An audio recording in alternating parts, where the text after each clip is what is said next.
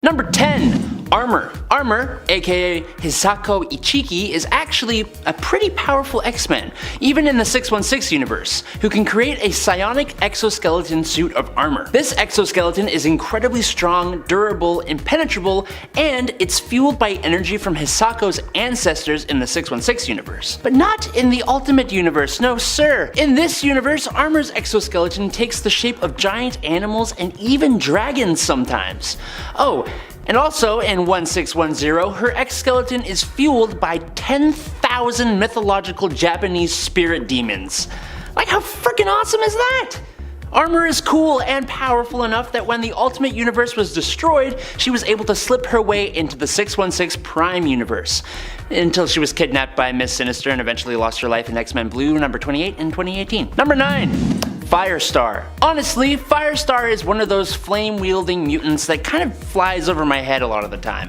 Usually I think of Pyro, but in the Ultimate Universe, Pyro is actually not resistant to his own flames and therefore is covered in scar tissue and has like no nerve endings.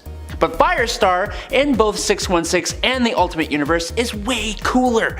Or I guess technically hotter, because fire. Ironically, her character actually had a huge phobia and hate of mutants, until her powers of microwave energy manipulation manifested, which seems to actually take the form of pyrokinesis in this universe. Her whole body can engulf in flames that she is thankfully resistant to. It allows her to fly and surprisingly burn things and people. Like when the super creepy Ultimate Wolverine tried to hit on her and she threatened to burn his nipples off. Number 8. It's Wolverine. I'm gonna be honest, this version of Wolverine is a bit alarming in terms of his morals and preferences, and just his behavior in general is just a bit less heroic than his 616 counterpart. But despite that, it is hard not to admit that he is quite the powerful character. His healing factor is a bit different than his Prime version and is called a survival factor. That means he can survive being torn in half, departed from his head, and even blown up by a nuclear bomb. He can also detect lies and still has an adamantium skeleton. He was trained by Weapon X as an emotionless assassin, but when the Brotherhood hired him to take out Xavier, he proves he is more than just muscle, overcoming his brainwashing and joining the X-Men, although it may have also been because he fell in love with the teenage Jean Grey when he was like 30. Number 7. Psylocke. Colonel Betsy Braddock of Strike is England's most powerful telepath, capable of reading minds, creating psychic grenades that explode in the minds of others, and one of her coolest powers, brandishing a purple psychic energy blade. She was once possessed by the mutant David Xavier, but she was strong enough to overpower him momentarily, which, if you know anything about him and his level of power, is not something to scoff at. When Colossus dropped a car on her, her consciousness was powerful enough to jump into the body of a coma patient named Quanon, kind of calling back to how Betsy and Quanon share a connection in the main 616 universe. Number 6. Rogue. Similar to her Prime Universe version, Rogue, or Marion Carlisle, drains the life force and absorbs the memories and abilities of others through skin-to-skin contact, with the caveat being that she can end someone's life if she holds on too long. Now, in the Ultimate Universe, it turns out doing this on a mutant to the point of hitting the end of the line will actually permanently transfer those powers over to Rogue. This happened twice. The first time was with Gambit. She drained his life force when he was already near the end after a fight with the mutant Juggernaut, and she gained his kinetic energy manipulation abilities, plus sometimes his accent. The second time she did this, she drained the powers of Juggernaut himself when he was near death, gaining his abilities permanently, giving her the strength to throw cars, the durability to withstand demolishing buildings, super speed, and limitless stamina.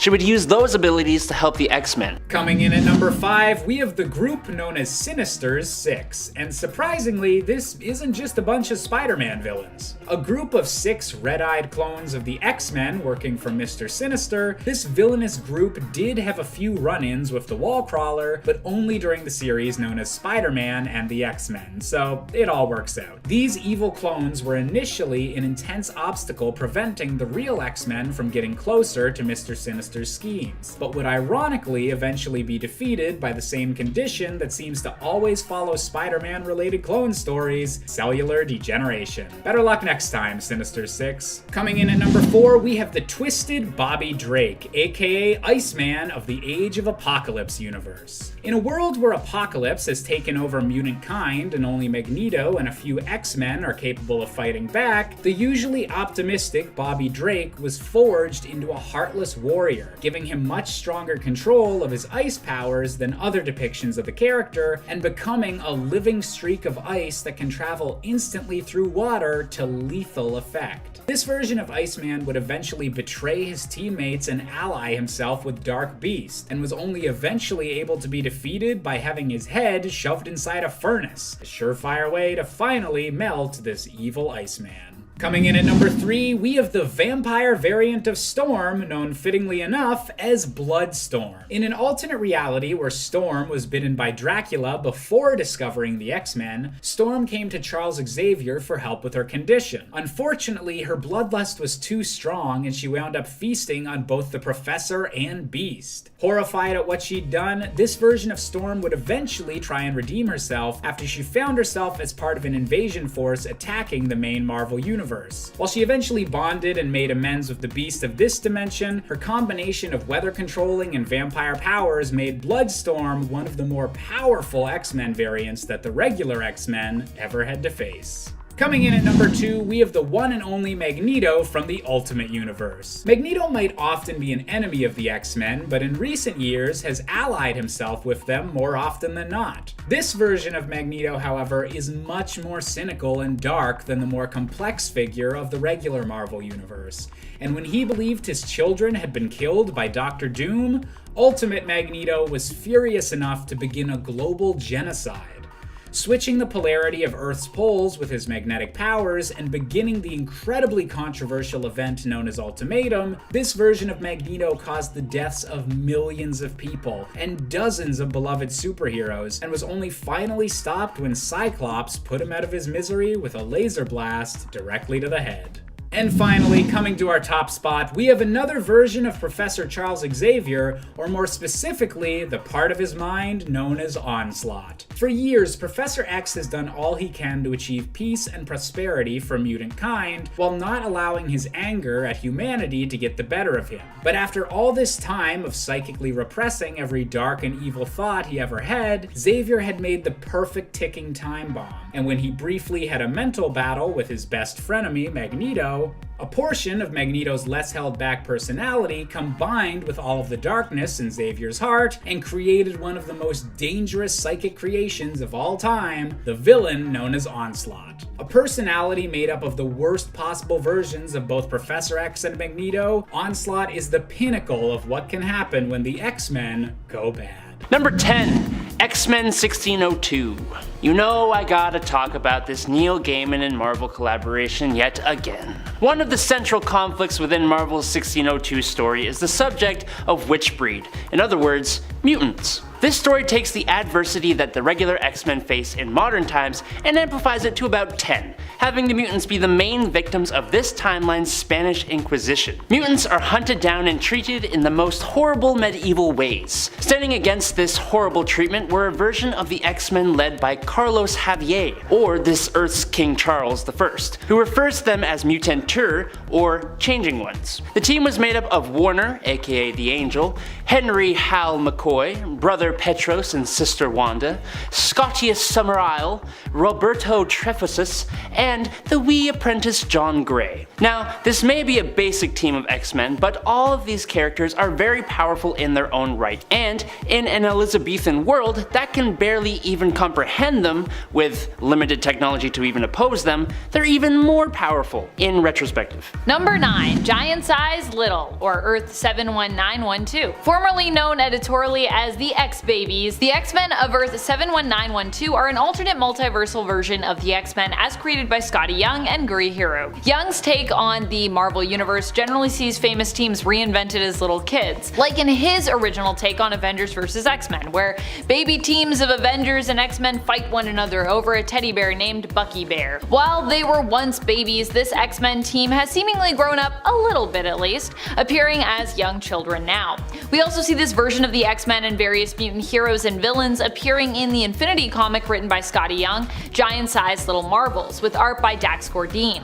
While this team is technically just kids, that doesn't mean they aren't capable of making powerful moves. It just means that their world is governed by more kid-like and kid-friendly rules and confines. However, I have no doubt that the giant-sized little X-Men could still kick butt in other universes as well, should they need to. And friends, before we move on to this next spot, if you are loving this list, please head on over to Facebook, where you can also show us some love by clicking that like and clicking that follow and all of the Facebook stuff. Number 8. X-Men 2099. As the fourth incarnation of the X-Men in this universe, with basically no connection to classic characters or plot threads other than being inspired by the ideas of Charles Xavier, the nature of the 2099 X-Men team created by John Francis Moore and Ron Lim, first appearing in X-Men 2099 #1 in August of 1993, makes them one of the most creative and interesting versions of the team ever. The team comes together at the end of the 21st century, led by Desert Ghost, who has the ability to break down molecular structure with his left hand and heal even lost limbs with his right hand. He had a vision for a new future for mutant kind, and his team is made up of completely new characters like Cerebra, who has the abilities of Cerebro basically, and the ability to manipulate a person's nervous system, or Skullfire, who had ambient energy particle absorption. All the members of this X-Men team have unique powers to take on the grim corporate rule future of this timeline. Number 7. Marauders. Marauders has to be one of my favorite X teams we've had in a long time. They weren't always so amazing and heroic though. The Marauders was initially a name taken by Mr. Sinister's band of mutants, who were pretty evil. The same mutants behind the Mutant Massacre, where many Morlocks were killed, and Angel, one of the original X-Men, got properly messed up. Poor Angel. Recently though, the Marauders name was reclaimed by Kitty Pryde, now known as Captain Kate Pryde, the Hellfire Trading Company's Red Queen. Kate leads her Marauders team in an effort to fight mutant injustices the world over. Where there are mutants who are being kept from Krakoa or oppressed, her and the Marauders fight to free them. They also operate in trades, making deliveries the world over to ensure Krakoan-based goods and products like medicine and whiskey are delivered to Krakoa's trade partners. Number 6. Asgardian X-Men. In What If number 12 from 1990, we get a little taste of what would happen if the X-Men had stayed in Asgard after their adventure during the Asgardian Wars in X-Men Annual number 9. Cyclops puts the X-Men to a vote, with the winning majority deciding whether to stay in or leave Asgard. Now Loki sent the losing majority home to Earth while allowing the winning majority to stay in Asgard. The result is an Asgardian X-Men squad that disperses among the Asgardian society, and it is so cool. Nightcrawler becomes a member of the New Warriors 3, or I guess 4. Sunspot becomes an Asgardian warrior, Danny Moonstar becomes a member of the Valkyrie, Ilyana Rasputin becomes the Enchantress, and above all of that and more, Storm becomes the Goddess of Thunder, with a version of Mjolnir becoming one of the most powerful versions of Thor in the comics ever. The X-Men becoming gods of Asgard with all the support of the already existing gods? Helheim, yes.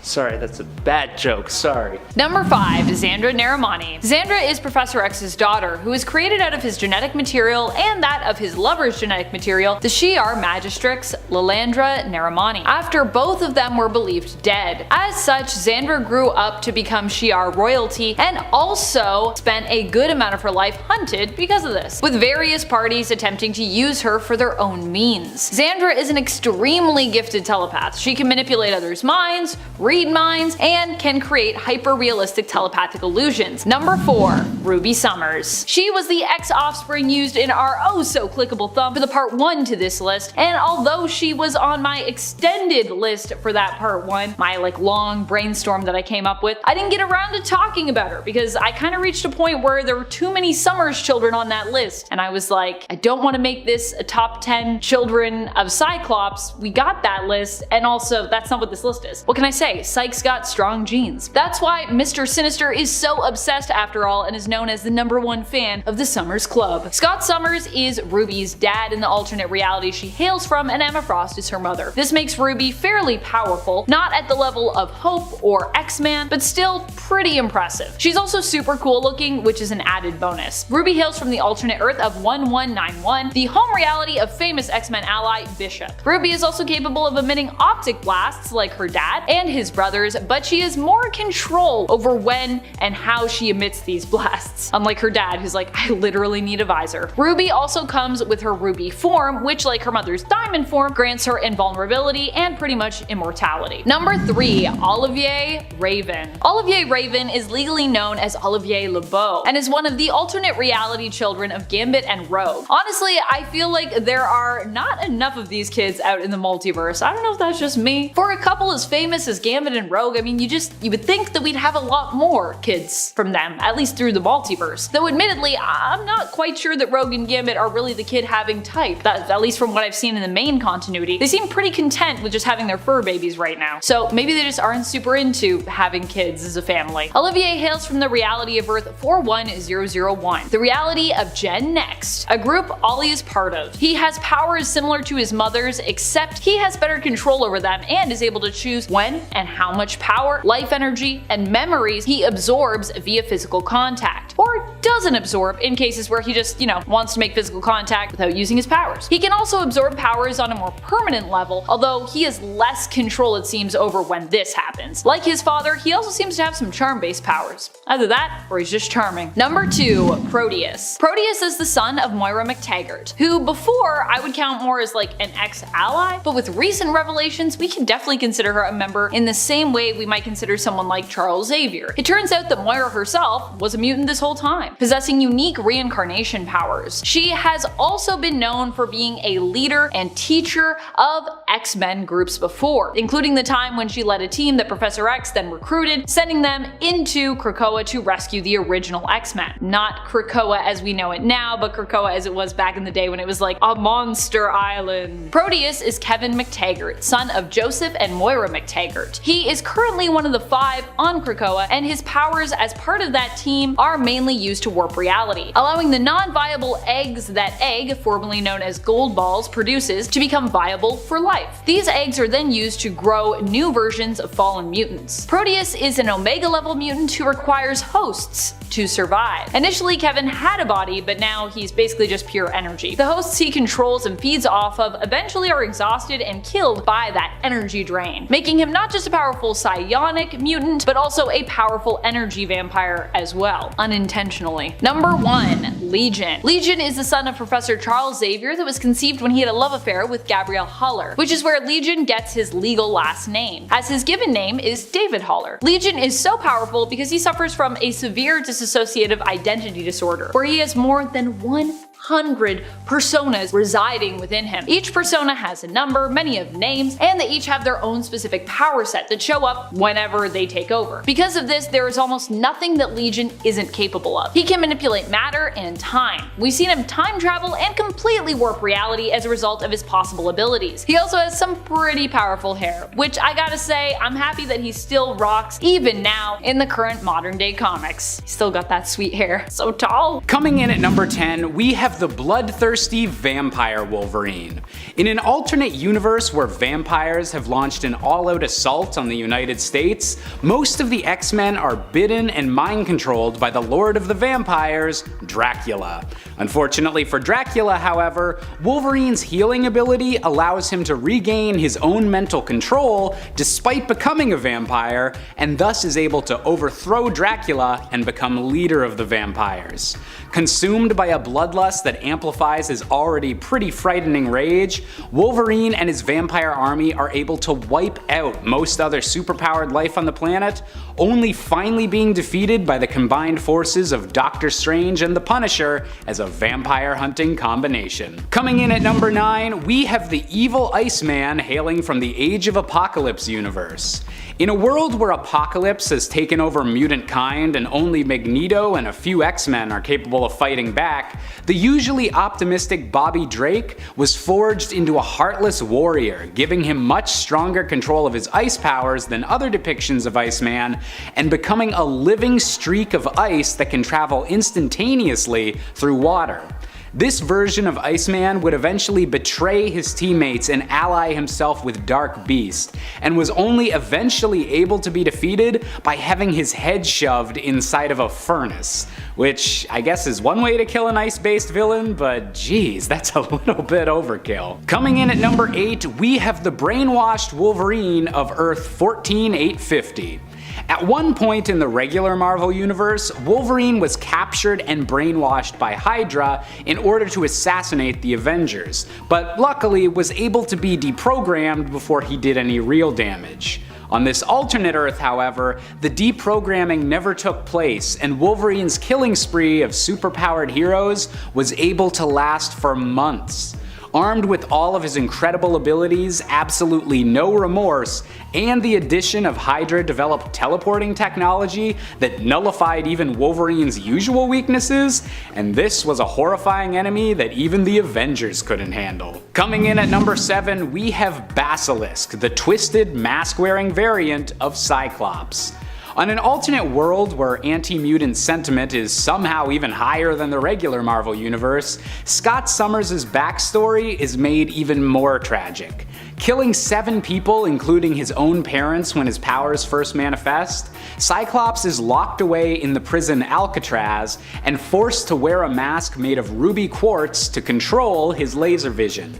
The evil governor of the prison even goes so far as to mutilate Cyclops and remove his eyelids, making the twisted basilisk mask the only method Scott has to control his deadly abilities. A favor that Cyclops would repay by killing the governor and launching a prison break that would eventually lead him back to this universe's X-Men. Coming in at number 6, we're taking a bit of a break from the comics with the Wolverine symbiote from the video game Spider-Man: Web of Shadows.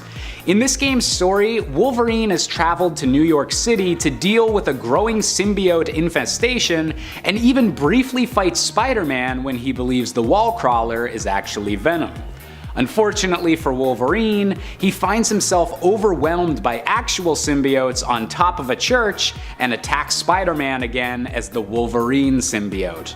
With all of his usual healing abilities on top of all the usual symbiote enhancements, this version of Wolverine might just be the scariest he's ever been. Number 5. Cable. Cable is the son of Scott Summers, aka Cyclops, non-X member Madeline Pryor, who later becomes the villain known as the Goblin Queen, and another X-Man's, Jean Grey, who kind of becomes like an adoptive mother but who also possesses Madeline's memories of raising baby Christopher. Because comics. Cable is Nathan Christopher Charles Summers, often referred to as just Nathan Summers or really just Cable, although back in the day we did know him as Baby Christopher. Cable as a baby was kidnapped by Apocalypse and infected with the techno-organic virus. This is the only thing that makes him weak-ish, but really he is still amazingly strong as he can even fend off that virus, containing it to one side of his body using his psionic powers. That in and of itself is pretty impressive, as the techno-organic virus is generally known for being, well, unstoppable. Even with his psionic powers mainly preoccupied, Cable is still a hard one to beat, as he has so many combatant-based skills that he brings to the table, and he is also an experienced time traveler besides. Number 4. Rachel Summers. Yes, get ready, because many of the most powerful X-Kids out there just happen to be Summers related, so yeah, get ready for that. Honestly, I've always wanted to do a video just to explain the complicated nature that is the Summers and Grey family tree, which honestly is a lot, and it's very timey-wimey. Rachel herself is one of those very complex kids of theirs. She is the daughter of Jean Grey and Scott Summers from the alternate Earth of 811. In that reality, she was made into a hound, a weapon used to hunt down mutants, even being one herself. Rachel is an extremely powerful telepath and telekinetic who also has the ability to chronoskim and manipulate time, even traveling through it. Rachel is also known for being an avatar of the Phoenix, at one time actually considered the true avatar for it, but then later having the power sort of dialed down to a mere echo of it. So she was no longer the true avatar, they were just like, you just have a thing, and it's not even like the real Phoenix Force, but it's like a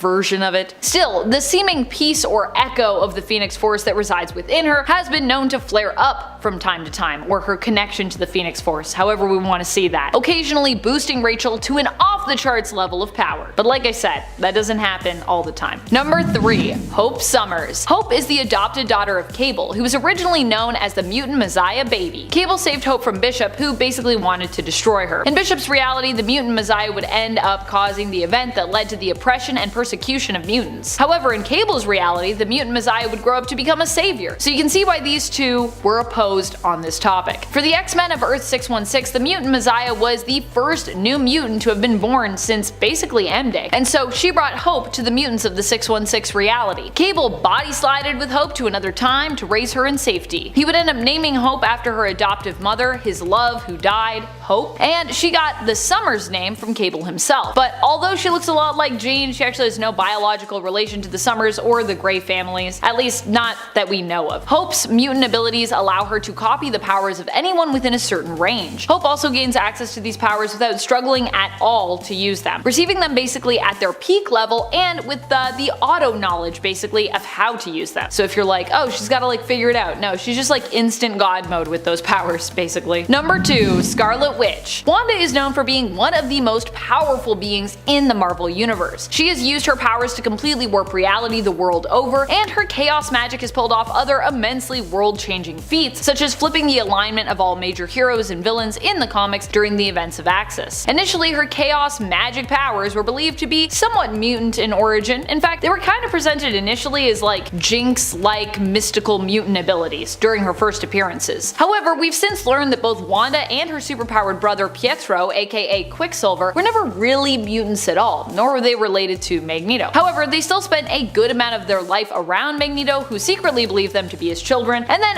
another good amount of time thinking that he was their actual father, until it was revealed that this was all due to manipulation by the High Evolutionary. High Evolutionary just coming in and messing pretty much everybody up when it comes to their backstories and origins. Wanda herself has never really gotten along with the X-Men, especially since the events of M-Day, but she is still considered, I think, a part of Magneto's family, and a powerful one at that, regardless of her status as a mutant or a non-mutant. I know there are some people out there that want to be like, it never happened, but like, they still spent a lot of time together thinking that they were family, so I think we can still count it, friends. Also, make Wanda a mutant again. Do it. Make it happen. Give me Wanda and Quicksilver back. Number 1. X-Man. X-Man is Nathaniel Grey, the lab-born child made by combining the genetic materials of both Jean Grey and Cyclops. So basically like Cable, but if he had been made perfectly by villain Mr. Sinister. He actually hails from the alternate reality of AOA, Age of Apocalypse, Earth 295. Here, Sinister created him to use as his own weapon, but of course, Nate being so powerful, managed to escape Sinister and instead ended up being raised by Forge of Earth 295. He is considered one of the most powerful mutants of all time, which would also make him one of the most powerful children of the X-Men out there. Nate can warp reality, resurrect the dead, resurrect himself, travel to alternate Earths and dimensions, and even manipulate the time stream. He is basically the most OP of characters when it comes to the Marvel Universe. And if you've seen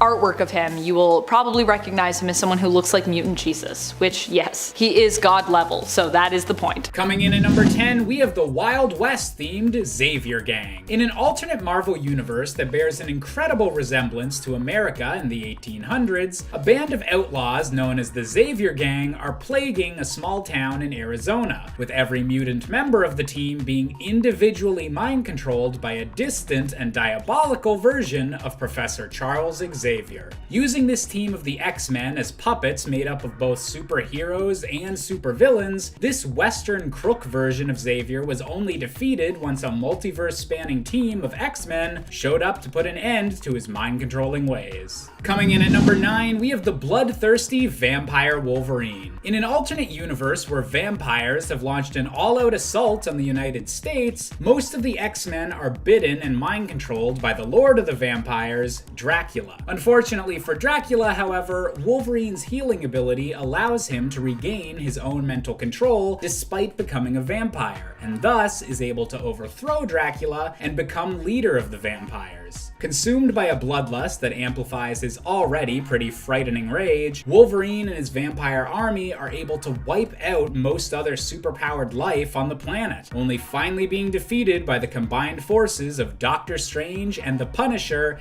as a vampire hunting combination. Coming in at number 8, we have perhaps the most infamous X-Men palette swap with Dark Beast. Originally hailing from the alternate timeline known as the Age of Apocalypse, this version of Hank McCoy was a twisted mad scientist working under the tutelage of Mr. Sinister, striving to create the most powerful mutants possible, no matter the cost. Although this messed up future would be prevented by the X-Men, Dark Beast was wily enough to find a way into the main Marvel universe and avoid his existence being erased. Ever since, he's been a persistent thorn in the X-Men's side, and a particular burden on Beast, who would much rather that someone didn't use his genius for evil. Coming in at number 7, we have the possessed Shadow Professor X from Earth 6141. Isn't that a mouthful? During the event known as M-Day, when Scarlet Witch wiped out most of mutant kind, the extremely powerful telepath known as the Shadow King was able to escape the loss of his powers by transferring his mind throughout the multiverse to the alternate world of Earth 6141, where he was able to successfully possess the mind of this world's Charles Xavier before the X-Men were even formed. Combining both of their telepathic might, this version of Xavier turned all of his students into perfect killing machines and placed them firmly under his psychic control, getting them to kill any superheroes who tried to interfere in the Shadow King's schemes. Coming in at number 6, we have the brainwashed Wolverine of Earth 14850. At one point in the regular Marvel universe, Wolverine was captured and brainwashed by Hydra in order to assassinate the Avengers, but luckily was able to be deprogrammed before he did any real lasting damage. On this alternate Earth, however, the deprogramming never took place, and Wolverine's killing spree of superpowered heroes was able to last for months. Armed with all of his incredible abilities, absolutely no remorse, and the addition of Hydra-developed teleporting technology that nullified even Wolverine's usual weaknesses, and this was a horrifying enemy that even the Avengers couldn't handle.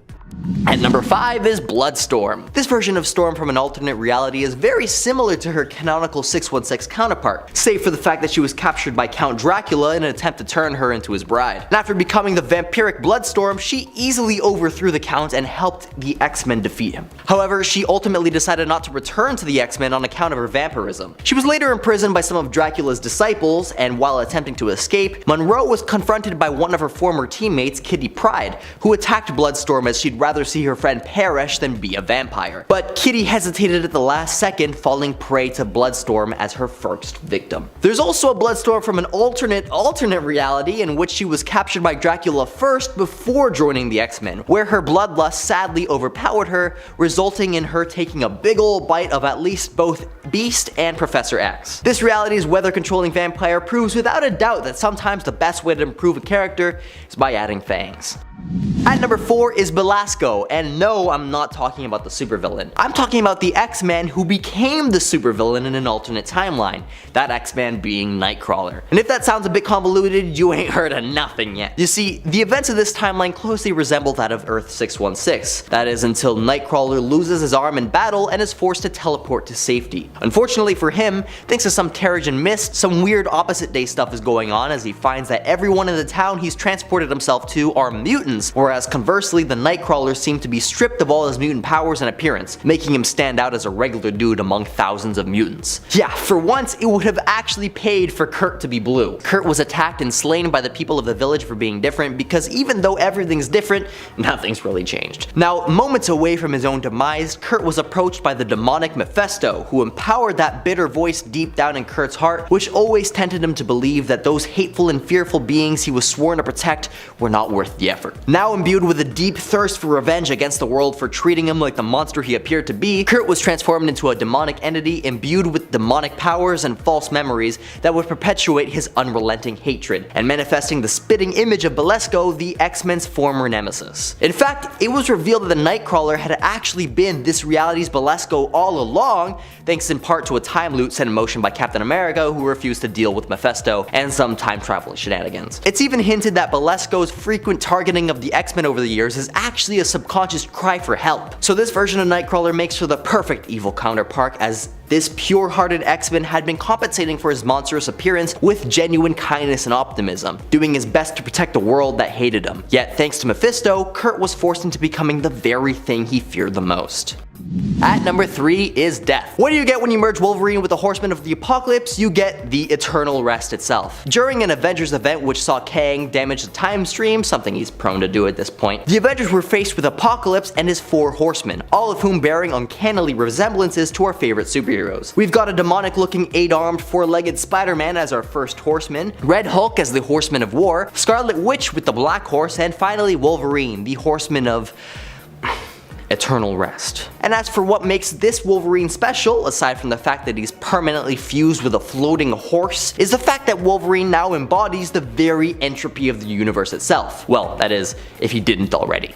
At number 2 is the Witness. This alternate reality version of Gambit is himself a temporal anomaly existing at the junction where all timelines converge, thus allowing the Witness to exist at all points in time at once, enabling to perceive everything before it happens, and making for one of the coolest X-Men in the multiverse. Now, being the anomaly that he is, much of his origin is shrouded in mystery. In fact, when Bishop was tasked with gathering as much info on the dude as he could, the only clue we got was him saying, "I am LeBeau." And more than LeBeau, which is about as cryptic as you can get. Now, upon deeper investigation, I discovered that while many assumed the Witness to be an elderly Rami LeBeau, otherwise known as Gambit, it was revealed in the X-Men Future History Messiah War sourcebook, holy cow, what a mouthful, that the Witness was actually a different person altogether, a conclusion that I personally reject. I mean, come on, you're telling me that the Witness, the last guy to ever see the X-Men alive, whose name is LeBeau, isn't actually Gambit? Like, they both even share the same Cajun accent, for crying out loud. Now, this could be explained by a flashback where we see a 6-year-old Remy running into the Witness by chance, who became somewhat of Remy's mentor. But that doesn't really eliminate the possibility of these two being one and the same, since the Witness is a time traveler after all. There's also that time in Gambit issue number 10 when Gambit is on their hunt for a special jewel with temporal properties, an artifact which is revealed to be sent to Gambit backwards through time by the Witness himself. Bishop at one point even refers to the Witness as Gambit to his face, a name that the Witness does not deny owning, instead simply replying by calling Bishop Mon Ami. And if you're still not happy with my anti-canonical reasoning, too bad.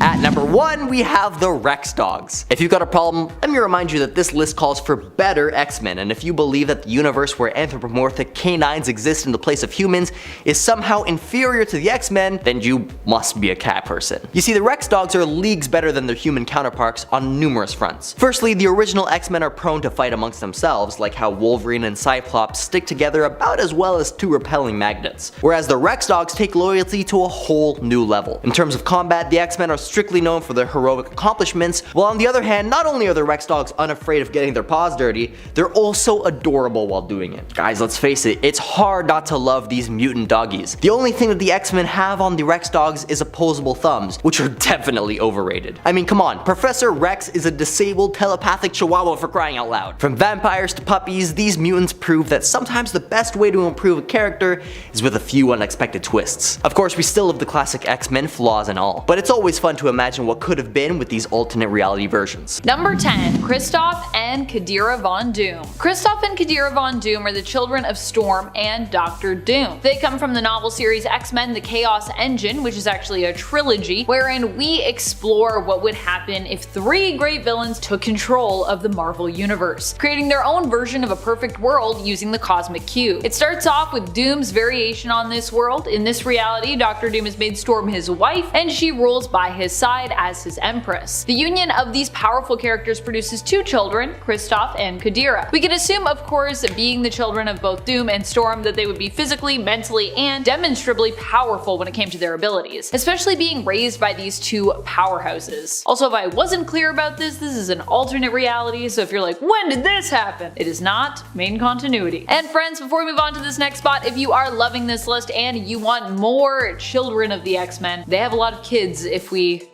surf through the multiverse, so we could do it for you. If you want that part 3, be sure to let us know by giving this video a thumbs up. Number 9. Nocturne. Nocturne is the daughter of Nightcrawler and Scarlet Witch. Obviously, not from the main continuity. In fact, Talia Wagner is known for being a part of a multiversal hero team, the Exiles. Nocturne is from the alternate reality of Earth 2182. In fact, back on her home reality, which first appeared in Millennial Visions, Talia is also known as a member of the X-Men team, fighting alongside her father, Nightcrawler, who is actually their field leader. She is a low-level telepath with incredible superhuman agility skills, the ability to wall crawl, and the ability to fire powerful brimstone hex energy bolts, something inherited from both her father and her mother. Nocturne's physical appearance is also similar to her father's, a bit demonic looking, and of course, blue. All my blue X-Men.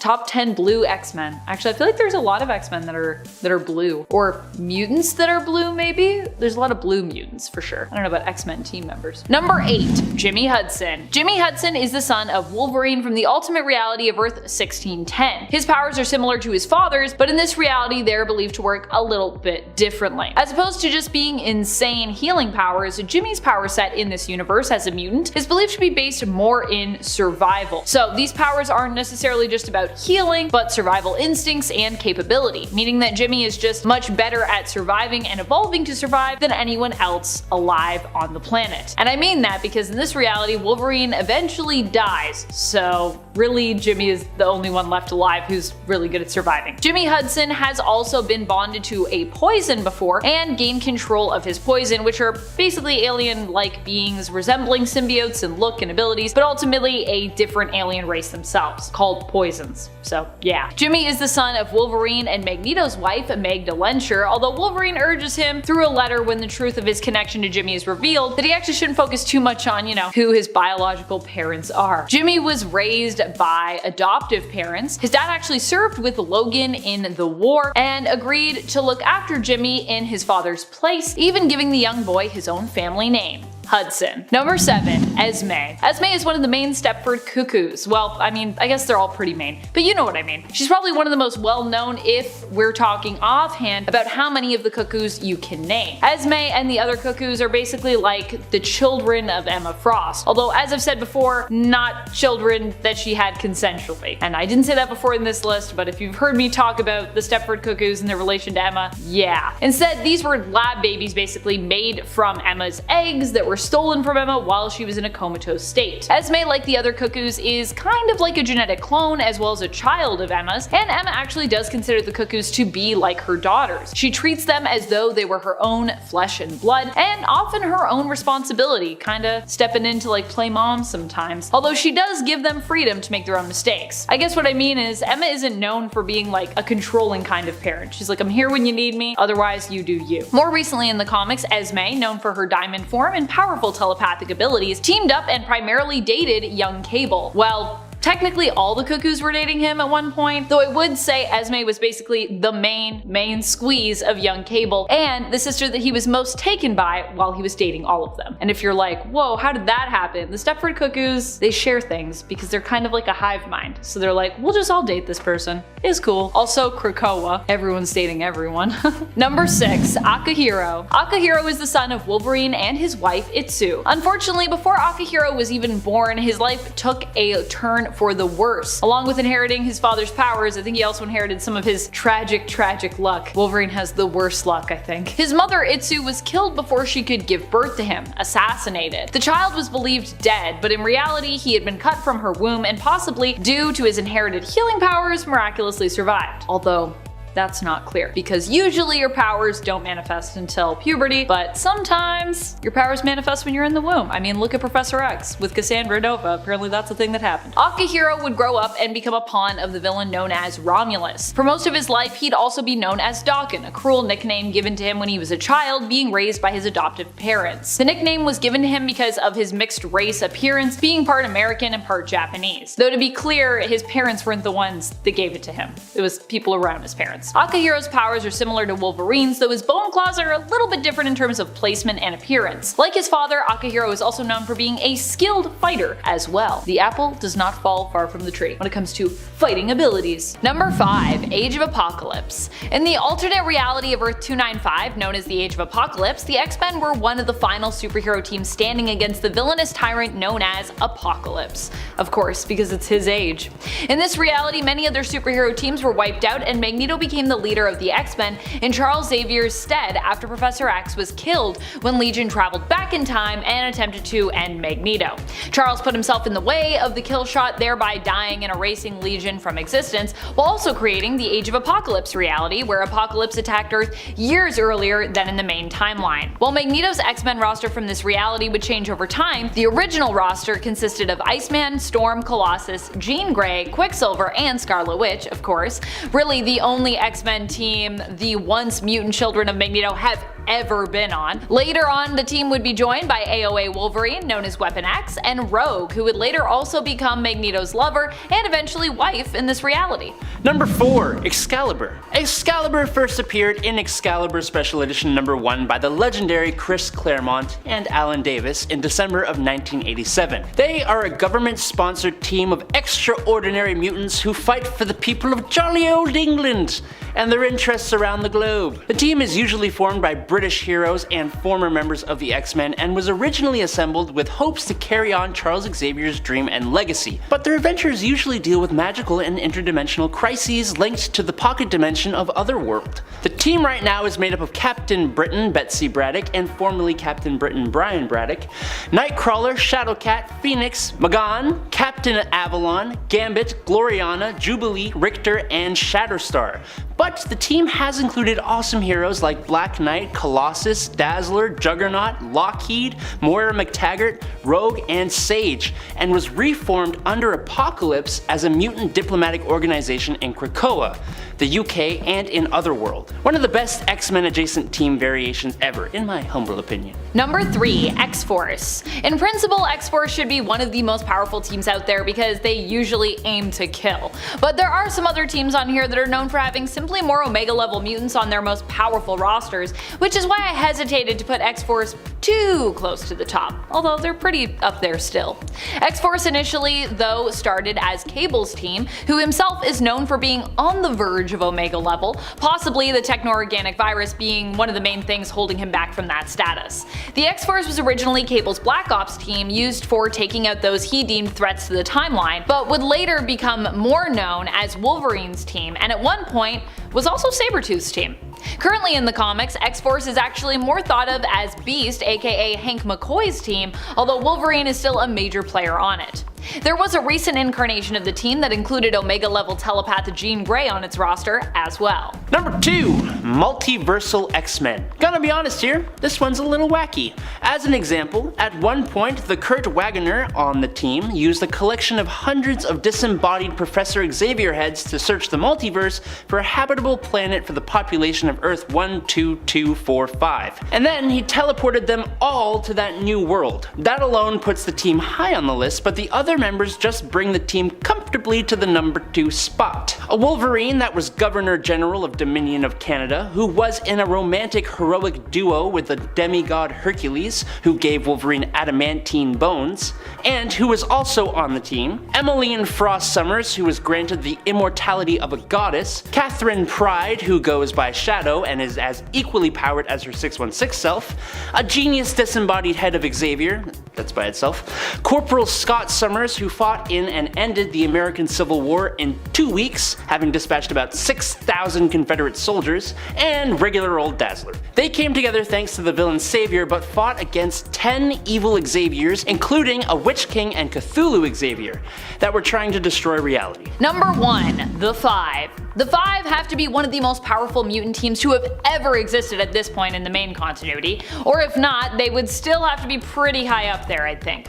The Five are an offshoot mutant team whose job it is to make sure that all mutants are brought back to life. They were brought together to bring back all mutants who had ever passed on previous to the present time and age of the X-Men. Their ranks include multiple Omega level mutants, and they have literally mastered control over one of the most powerful governing principles of the cosmos. Number 10. Crusader. Crusader is the daughter of X-Men team member Rogue and Avenger Captain America. I know, a weird combination. But in the reality of Earth 9811, these two ended up together after the heroes and villains on Battleworld decided to call a truce. Remaining there, they settled down and raised families, putting their differences aside. I'm not sure how their relationship worked, with Rogue not really being able to touch people and all at this point, or how she had a child considering that, but perhaps, like on Earth 616, she eventually was able to work through the trauma causing this side effect of her powers. Or perhaps the Captain America of Earth 9811 was immune to her involuntary energy and power draining effects. Either way, Sarah is their daughter. She gets much of her power from her mother, or rather she gets much of her power from the power her mother had absorbed in her day, meaning that Sarah is super strong, durable, and can fly. She is also considered worthy enough to lift Thor's hammer and wields her father's shield. Number 9. Wolverine.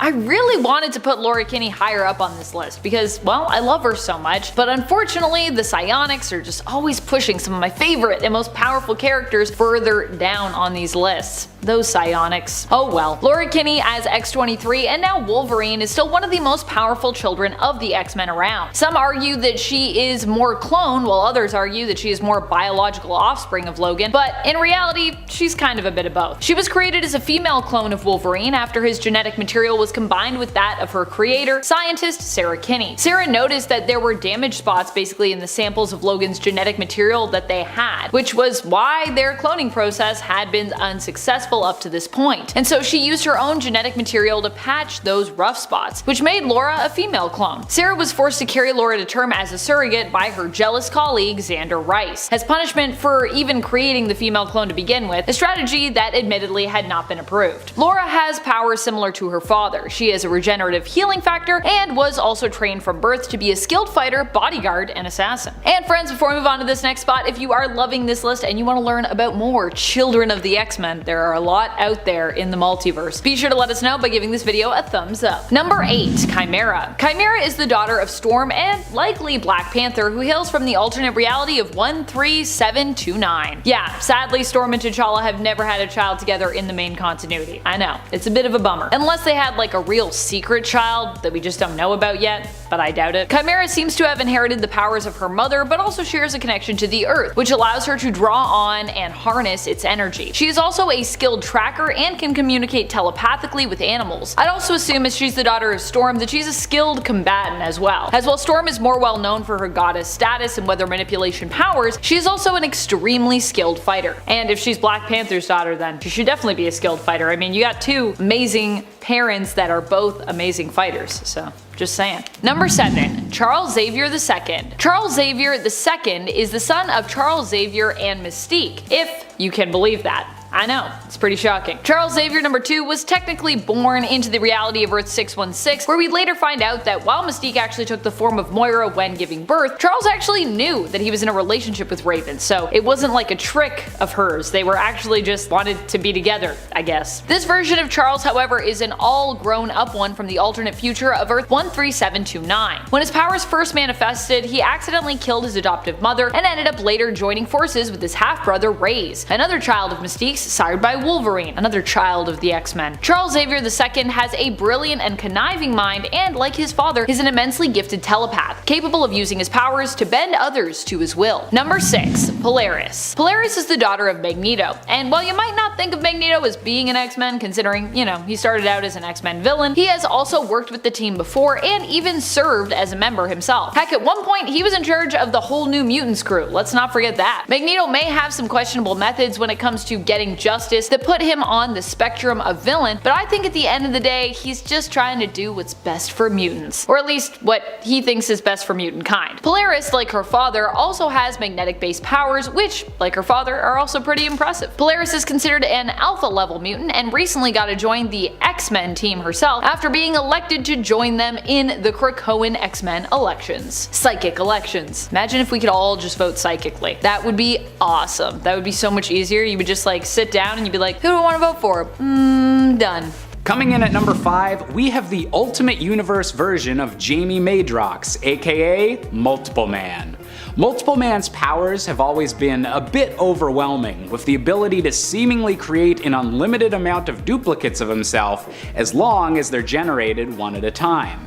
In the Ultimate Universe, however, this power was pushed beyond its limits when Jamie allied himself with the Brotherhood of Mutants and created tens of thousands of bomb-wielding versions of himself with no regard for his own life. While the Ultimatum event featured many shocking moments, few are as existentially disturbing as literal thousands of clones strapping explosives to themselves just to wipe out several superhero bases. Coming in at number 4, we have the possessed Professor X from Earth 6141.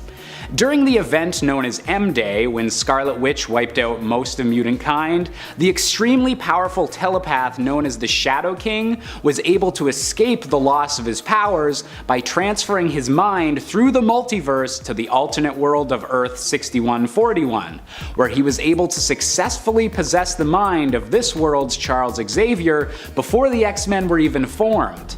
Combining both of their telepathic might, this version of Xavier turned all of his students into perfect killing machines, and placed them firmly under his psychic control, getting them to kill any superheroes who tried to interfere in the Shadow King's schemes. While eventually defeated by the team known as New Excalibur, this group of Shadow X-Men left their world shaking in terror. Coming in at number 3, we have the vampire variant of Storm, aka Bloodstorm. In an alternate reality where Storm was bitten by Dracula before discovering the X-Men, Storm came to Charles Xavier for help with her condition.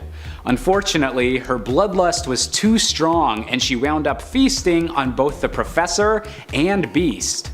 Horrified at what she'd done, this version of Storm would eventually try and redeem herself after she found herself as part of an invasion force attacking the main Marvel universe.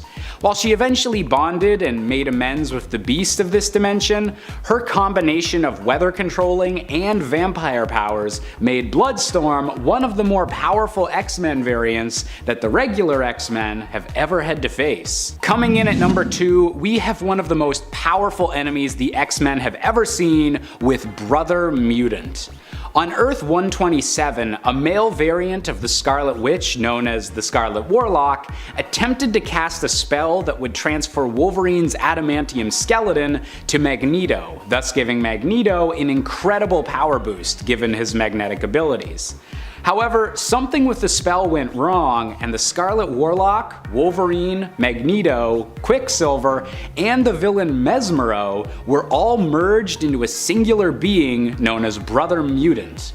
With all 5 of these mutants' powers combined into one villainous figure, Brother Mutant was such a powerful threat that a multiversal team of Wolverines had to be assembled specifically to stop him, just to ensure that all of that power wasn't unleashed on the rest of the Marvel multiverse. And finally, coming in at our top spot, we have the one and only Magneto from the Ultimate Universe. Unlike a lot of the other entries on this list, this Magneto variant doesn't have any additional powers or physical mutations to make him even more intimidating, but rather is terrifying just because of his sheer willpower. This version of Magneto is much more cynical and dark than the complex figure of the regular Marvel universe, and when he believed his children had been killed by Dr. Doom, Ultimate Magneto was furious enough to begin a global genocide. Switching the polarity of Earth's poles with his magnetic powers and beginning the incredibly controversial event known as Ultimatum, this version of Magneto caused the deaths of millions of people and dozens of beloved superheroes, and was only finally able to be stopped when Cyclops put him out of his misery with a laser blast to the head. At number 10, we have Cyclops, aka Basilisk. This alternate Cyclops from the Age of X Alpha storyline is so intimidating that you might mistake him for a supervillain. With a backstory so dark, it'll leave you wondering how he didn't become one. It all began at the age of 14 when his powers activated without warning while he was in a movie theater, liquefying 7 people including his parents. Scott was incarcerated thereafter, eventually being transferred to Alcatraz after the Emergency Power Act rendered the prison a mutants-only facility, where he caught the attention of Arcade, who's got quite the decent name for a prison governor. It was thanks to Arcade that we get this epic mask, complete with ruby quartz lenses in the eye holes to inhibit Scotty's eye lasers, and a remote control mechanism that has the mask open down the middle, enabling the beams to pass through. In fact, Arcade had Scotty's eyelids surgically removed in order to prevent him from shutting off his eye beams by himself, so that he could use Scott against his will as an execution method for the other mutant inmates. And after several years of this, Scott managed to get a hold of the remote and blasted his way out of the prison, freeing the remaining mutants and vaporizing Arcade. And before you ask, no, the basilisk does not turn people to stone with his gaze. He turns them to ash. If you're enjoying the video so far, you can support the channel by pressing like, subscribing to Top 10 Nerd, and ringing that notification bell. And without further ado, let's get into number 9. Doctor Strange Fate. Ah yes, the good old DC vs Marvel comics. The series that not only pit all of our favorite heroes against one another despite their conflicting franchises, but did so while introducing amalgamations of our favorite heroes and villains. One such hero was the amalgamation of Charles Xavier, Doctor Strange, and DC's Doctor Fate, but as it turns out, this convoluted mashup of a character is more than just a one-hit wonder. See, Strange Fate had discovered that restoring the Marvel and DC universes would result in the destruction of his own amalgam universe, and so he did everything that he could to try and prevent it, which, judging by the fact that you've probably never heard of this dude, was a task that he ultimately failed. However, while he couldn't prevent the destruction of his reality, he decided that he could at least save his own tail, and he did so by infusing his own psyche deep within that of Doctor Strange, where he was able to subtly manipulate the Sorcerer Supreme into creating several cross-dimensional incursions, but ultimately his existence was discovered by Batman and Access. And so, instead of just erasing the dude, Strange decides to preserve the entire amalgam universe within a pocket dimension, thus ensuring that Strange Fate would never be able to menace with the Marvel or DC universes again. At number 8, we have Jean Grey the Conqueror. We all know Marvel just loves to introduce super cool takes on our favorite characters and then proceed to do absolutely nothing with them. I'm looking at you, Galactus Buster Armor, and no missed opportunity makes me as sad as this entry does, cause in the all new X-Men number 25, we're briefly told about numerous dark realities which don't end very well for our X-Men, including an alternate reality in which Jean Grey was consumed by her inner darkness and went on to conquer the planet by force. You see, a couple of realities next door, and Jean Grey ain't the telepathic sweetheart we all know and love, on account of the fact that her early formative years were not spent with Charles Xavier, who was to teach her how to control her powers and to help her mold her persona, thus putting her in touch with her humanity. Instead, the Jean of this earth listened to Magneto, who taught her how it was a mutant's birthright to conquer, leading her to decide that the reason she was born with her powers was just that. And I don't know about you, but I definitely need the whole story which takes place in this reality. Marvel, if you're listening, get on it. At number 7, we have Professor Drake. Old Man Winter over here proves single-handedly that there is still hope for those of us who can't grow a beard. But who is the Ice Master, you ask? Well, simply put, he's the elderly future version of our favorite Iceman, with a new fitting superhero name to match his wizard-like appearance. See, fashion doesn't get much better in the future, so Ice Master makes do with his cloak. But the most notable difference, besides the beard of course, is how the Ice Master is able to more effectively channel his ice powers thanks to that ice spear of his. Man, if I had $1 for every time I said ice. Ice Master only really comes around with his presence as needed in the past, like that time he came from the future to the present to tell his younger self to give up fighting as it only leads to a dark future. Iceman ain't too convinced and the two even duke it out against one another. But they don't stay at each other's throats for long. In fact, during the second issue of Battle of the Atom, we get to see Iceman across 3 different eras fighting alongside each other. But regardless of which era we're talking about, I'm sure the lot of us can agree that Ice Master is the coolest. Ice cool, that is. At number 6, Planet X Rogue. The version of Rogue we get in Uncanny Avengers is probably the most powerful Rogue we've ever seen, and yes, that includes the countless versions of her imbued with the Phoenix Force. After taking a fatal blow that led me to believe that she expired for like half a dozen issues, she played a crucial role in thwarting off a celestial attack by absorbing the powers of every X-Men and Avenger available. We're talking hundreds of superheroes here, imbuing her with what's basically every superpower at once. And these powers ain't from lackluster players either. We've got some big names here like the Hulk and Wonder Man, just to name a couple. She becomes so insanely powerful that she's able to single-handedly slow Exitar's descent to Earth by pushing up against the bottom of his foot, and when Death Sentry held the other foot, Exitar was halted completely. Like, come on, you don't think that's epic? Sure, she couldn't stop him on her own, but come on, this dude is big enough to size up our entire planet for crying out loud. His shoe size is bigger than Rhode Island. Need I go on? Number 5. Kitty Pryde. Kitty Pryde, as we know her, is known for her ability to phase herself and others through solid matter. She also has the ability on Earth 1610, but in this universe she discovered she can also minimize the negative space around her atoms, becoming super dense and granting herself extra dimensional mass, giving her enough strength to smash through concrete and metal and punch Spider-Man through the air, making her as hard as diamond and able to withstand attacks from the Phoenix, and making herself weigh 90 tons at peak mass. But that's as well as her phasing ability, which can allow her to walk on air and water. And that's before her exposure to Giant Man Serum to fight Galactus that leveled her up even more, allowing her to increase in size and gain a healing factor. Definitely one of my favorite Ultimate X-Men, and not just because of her romance with Peter Parker. Alright, number 4, Storm. The Omega level mutant known as Storm has a little bit of a different backstory compared to her main universe counterpart. On 1610, Aurora Monroe was an immigrant from Morocco who was found by Professor X living in Athens, Texas, where she'd been stealing cars for a living. When she took a 1978 Mustang for a joyride, the police finally caught up with her and Aurora used her powers to create a lightning storm to escape. Unlike her main universe counterpart though, she didn't have the training yet to control her powers to such a high degree and put some children in danger when she summoned the lightning storm, which eventually allowed the police to catch her. Xavier sent Jean Grey to convince the Athens authorities that Aurora was actually an FBI agent and that she was sent to relieve them of the mutant, and she went on to join the X-Men. She is much more sarcastic and rebellious and also had relationships with both Beast and Wolverine. She didn't just create storms, she created drama. Number 3. Iceman. In the 616 reality, Bobby Drake, aka Iceman, was one of the original X-Men and has achieved the classification of Omega level with his powers of cryokinesis and hydrokinesis. Now, in the Earth 1610 reality, he is actually one of the youngest members of the group, and it's almost as if he was kind of given a power boost. I know that doesn't make sense. How can you like boost an Omega level character? You can't. But he wields his powers in more interesting ways. He has always been able to transform his body, but he also creates gigantic ice trolls and ice walls.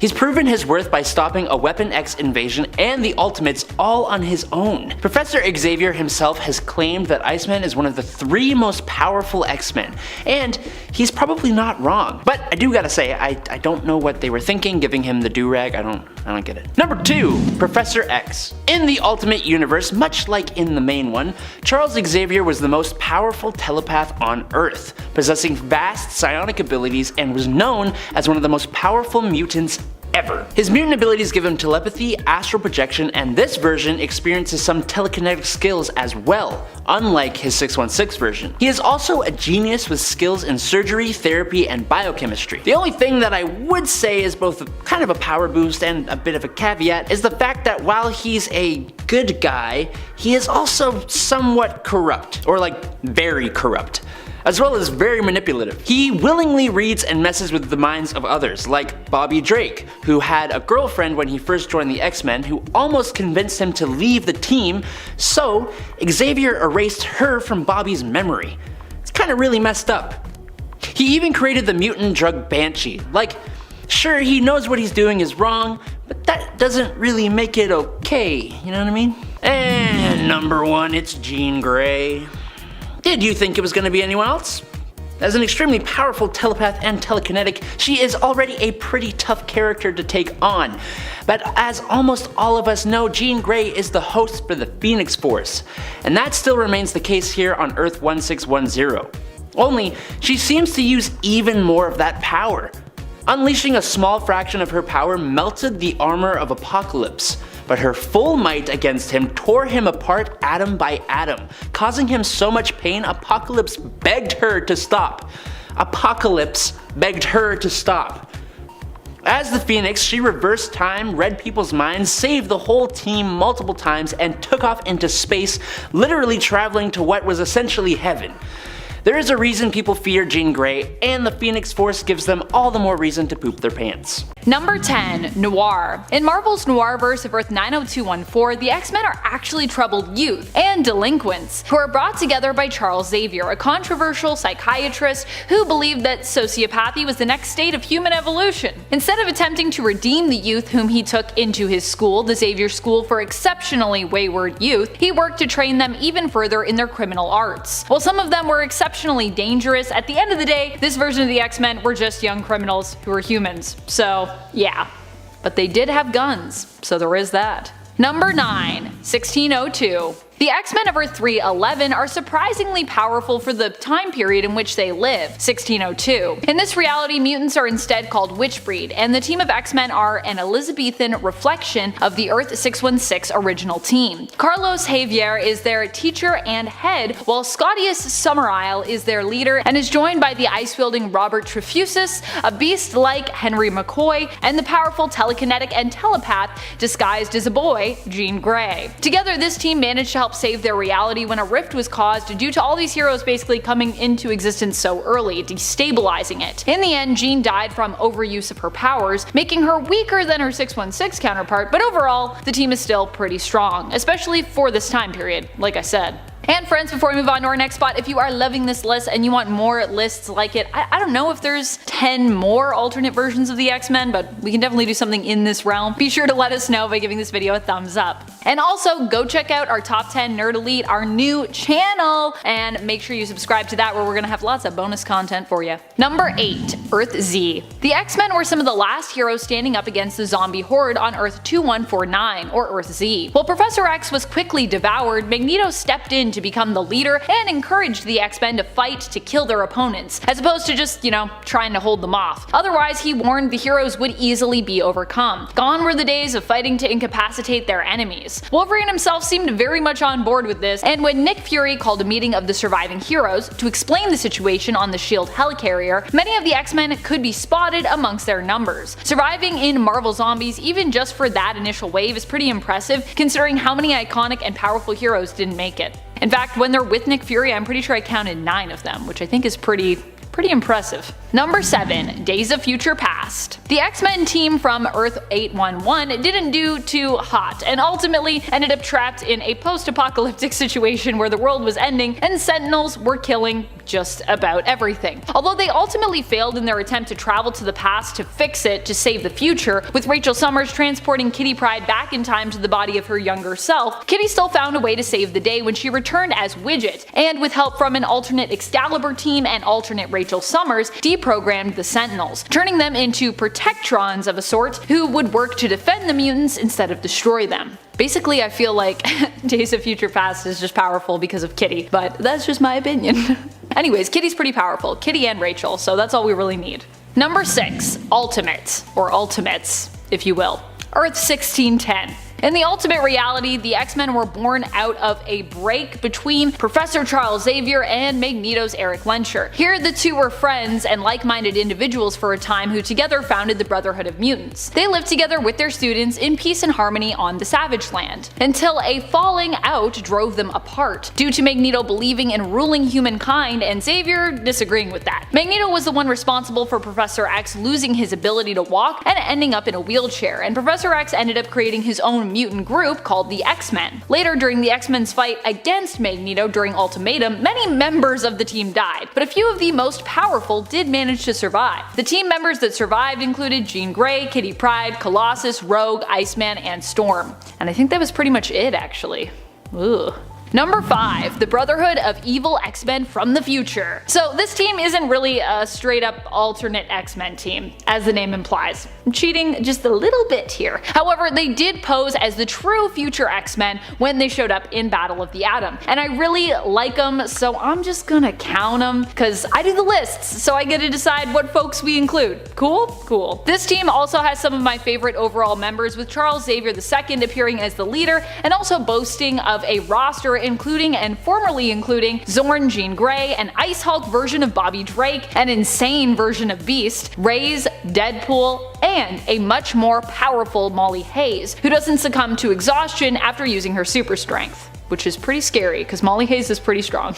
Number 4. The Dark X-Men. The Dark X-Men is Norman Osborn's team of mutants who were brought together in response to unrest in the mutant community during the events of Dark Reign. Honestly, I feel like between number 5 on this list and number 4, it really could have gone either way, so let me know if you feel like, the future fake X-Men should have gone above, because I was very on the fence about this. Initially, Norman Osborn was not allowed to get involved with the mutants, but after riots broke out, he was able to finally make his own X-Men team, which he declared to the public was the real X-Men team, declaring the real X-Men team outlaws. Fortunately, it turned out both the team leader Emma Frost and Namor the Submariner, who, when pitted against the true X-Men, turned on their own dark X-Men teammates. I didn't even talk about the other people on this roster, but there were lots of cool people. Number 3. Extreme X-Men. Extreme X-Men Volume 2 is an X-Men series and a team that takes a page out of the Exiles book. Not to be confused with Chris Claremont's Extreme X-Men roster led by Storm in Volume 1 of that series. This version, written by Greg Pak, is a multiversal team of heroes who hail from various alternate realities. Seriously, I love this series. It's 1, really pretty, and 2, it's just really cool. The team is typically led by the main continuity Dazzler, Allison Blair. The team roster included such amazing members as Sage, Earth 12025 Hercules, boyfriend of the James Howlett of that reality, the James Howlett from Earth 12025 himself, Emmeline Frost Summers, an OP godlike immortal version of Emma Frost who is married to Scott in her reality of Earth 52012, Corporal Scott Summers from the American Civil War based reality of Earth 70213, a younger version of Kurt nicknamed Kid Nightcrawler, and a floating Xavier head. So many great people. Number 2. Age of Apocalypse. I would say the Age of Apocalypse version of the X-Men has to be one of the toughest versions out there, which shouldn't come as a surprise as, like eventually happened on Earth Z, Magneto also kinda ended up becoming their leader after the death of Xavier. Although in the Age of Apocalypse reality of Earth 295, many things are different. Rogue and Magneto end up getting kinda married, with another kind of odd relationship developing between Storm and Quicksilver that also kinda makes sense given this reality, and Cyclops ends up working for Apocalypse, who rules the world. Another major difference is that in this reality, Charles was actually killed before he could ever form the X-Men, meaning that Magneto was their one true leader here. Number 1. Future X-Men. Personally, I think the future X-Men that we meet in Battle of the Atom, the real future X-Men of Earth 13729 that is, are pretty nuts. I mean, they have Widget on their team. Widget! And they also have a wizard version of Iceman who goes by the name Ice Wizard now, and Wiccan as one of their members as well. I don't know about you, but it doesn't really sound like it gets better than that. Jubilee also takes up the mantle of Wolverine in this reality, which is adorable, and Logan goes on to become the new professor, being known as Professor Logan, which I love. Number 10. Deadly Genesis. We can talk about different X-Men and mutant teams here, but I'd also like to touch on some of the rosters as well that you may have forgotten about. This one might be due to selective memory loss, or it could just be because you haven't read the story yet. We are talking here about the X-Men Deadly Genesis limited series, which revealed the next team sent into Krakoa after the X-Men team we know went missing. This team wasn't necessarily a bad one at all. In fact, all of these mutants are kinda super powerful, but they were all basically introduced in this short series, which didn't really help to make us care as much about them as we could have. All in all, this story just had a very early 2000s feel to it. Not that that's a bad thing. The Deadly Genesis X-Men team were a group of kids that Moira McTaggart was trying to help out. She didn't even really see them as students, and then Charles recruited them and turned them into X-Men. The team consisted of Sway, Petra, Vulcan, and Darwin, who have all recently reappeared in the Dawn of X line, in case you were wondering where they made their first appearance. Number 9. Xavier's Security Enforcers. One that we might forget about every now and then is the mutant team that Bishop originally belonged to from the alternate dystopian future that he hails from. I believe this Earth is 1191, but I could be mistaken on that. Didn't even write down my Earth number.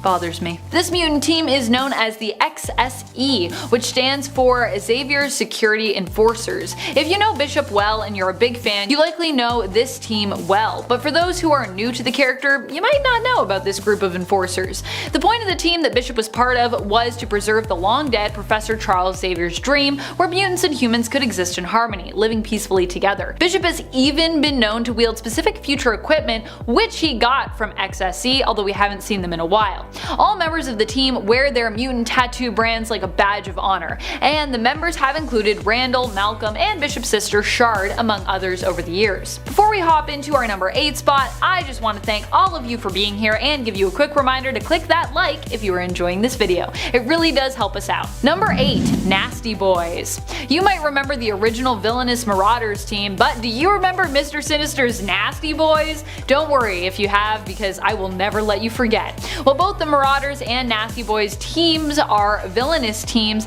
I couldn't have an obscure mutant team list and not seize the opportunity to remind you all of the Nasty Boys. So here we are. I also just love this name for the team. I personally always read Mr. Sinister with like the most outlandish, flamboyant, yet manipulative pseudo-English accent. So for me, it's very fitting that he decided to name his team this. Nasty Boys, so perfect. It fits perfectly with the voice that I have for him in my mind. The Nasty Boys were the team that came after the Marauders. Instead of Gambit being involved in the team, Multiple Man was the generally heroic mutant who got involved. Originally, the team saw Ruckus as leader, with Slab, Gorgeous George, Ramrod, and Hairbag making up the roster. Gorgeous George even resurfaced in Dawn of X more recently. Yay! I might be the only one, but I'm still kinda hoping that the Nasty Boys as well will make a return. Bring them back. Bring them back. Number 7. Outback. When it comes to X-Men rosters as teams, one of the best but shortest running roster is the Outback team. This era for the X-Men team lasted less than 25 issues, but was still so good that people still talk about it today. Now, if you missed this one and you've never heard of it, it's one that you actually probably should read. Not one of my silly points, more one of my serious and beloved forgotten teams on this list. The team started off in issue 229 of Uncanny X-Men, with Storm, Wolverine, Rogue, Colossus, Dazzler, Longshot, Havoc, and Psylocke on it. We'd also see Jubilee introduced during this roster's time together. The Outback team is noted as being one of the best rosters for the X-Men when it comes to having a group who truly feel like outsiders. Also, you get to enjoy the Inferno story in this run, which is bizarre and magical, so you're welcome for that. Number 6. X-Corps. No, I'm not talking about the X Corporation, which has yet to come out, but is still coming our way. Thank goodness. I thought that book was going to be firmly cancelled, but fortunately it has been revived. I'm so ready for X Corporation, let's go. When we talk about X-Corps, we are talking about Banshee's team. He formed this team after Generation X disbanded, and most of the team were composed of that era of mutants. This team was made up of former villains turned heroes and was created to act as a police force basically for the mutant community. Joining Banshee were the Blob, Avalanche, Fever Pitch, Jubilee, Husk, and M, aka Monet. The X-Men team actually did not approve of this team's creation and actually attempted to get Banshee to disband it. In the end, Mystique infiltrated the team and liberated its members, especially the villains, who were being manipulated into behaving heroically by Mastermind under Banshee's orders. Number 5. Extreme X-Men. This X-Men roster marked the return of Chris Claremont to the X-Men in a full-time capacity. Extreme X-Men Volume 1 is a series that started in 2001 and ran till 2004. It was a team that featured my girl Rogue as the leader, woohoo, which you know I'm all about. The original Extreme X-Men roster also featured Beast, Psylocke, Bishop, Storm, Sage, and Thunderbird on the team. Lifeguard, Gambit, and Slipstream were also added to the mix throughout. This team was originally brought together to find Destiny's premonition-filled diaries, but of course along the way was distracted by many other imminent threats.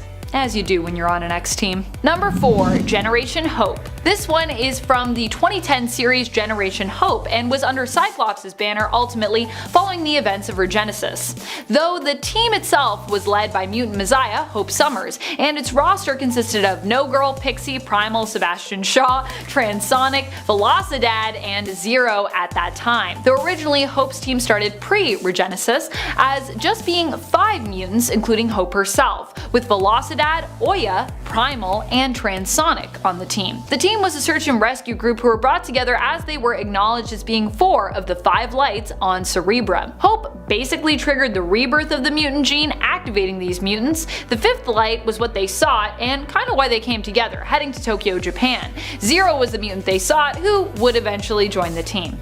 Although originally would be antagonist. Number 3, X-People. You probably forgot about this team just because their name is, well, super forgettable. But they are actually from a very memorable alternate universe, the MC2, or also known as Alternate Earth 982. This Earth is the home of the beloved Mayday Parker, aka Spider-Girl, now known as Spider-Woman.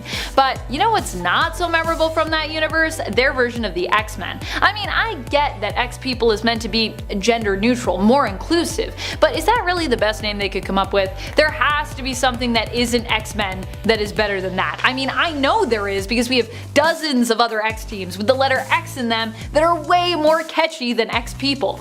Because of the Earth it is set in, X-People is a team of originally younger mutants who are now older and taking on the role of leaders, mentors, and teachers. Actually, here Jubilee is the team leader, with her core team roster including Simeon, Angry Eagle, Torque, and Spanner. Number 2, Factor 3. Factor 3? That sounds like some kind of toothpaste. This is another villainous team composed of mutants but led by an alien known as Mutant Master. You might not remember it because it was only around for a few issues and also first appeared way early on in X-Men issue 28 back in 1967. This team popped up a few times and would often force mutants into doing their bidding, often mind-controlling Banshee to attempt to kidnap or help kidnap Professor X. What a wacky time it was. Fortunately, in issue 39, Factor 3 was defeated for good and hasn't bothered the X-Men since. So we haven't seen them for a really long time. Number 1, Lightning Force. This X-Men team comes to us admittedly from an alternate reality, which might be why you've never heard of it before. But once you learn about them, you'll likely wish they had remained forgotten. Lightning Force is an X-Men team that we come across in the Exiles, who themselves belong to Earth 597. They are basically the alternate Excalibur team from their reality, a reality where the Axis won World War II. Think you know where we're going with this. Their roster is almost as surprising as the whole idea for this team. We have Herr Xavier, who helped to create the team through experimenting on them. Yikes. And leading the team, we have Hauptmann England, aka Captain Britain, with Magon, aka Gloriana, Shadowcat, and Nightcrawler. Also, if you were wondering, yes, Kitty Pryde is still Jewish in this reality, which yeah, makes her character's history here pretty dark. Number 10, All-Female X-Men.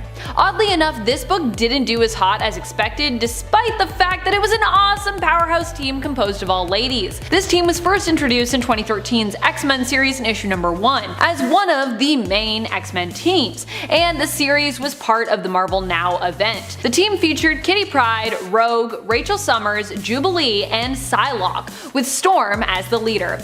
This team was the first in the history of the X-Men to be an all-female team with its own book. So while it was not a commercial success, it's still an important part of X-Men history to be noted for sure. Number 9, Chuck Austin's Uncanny X-Men.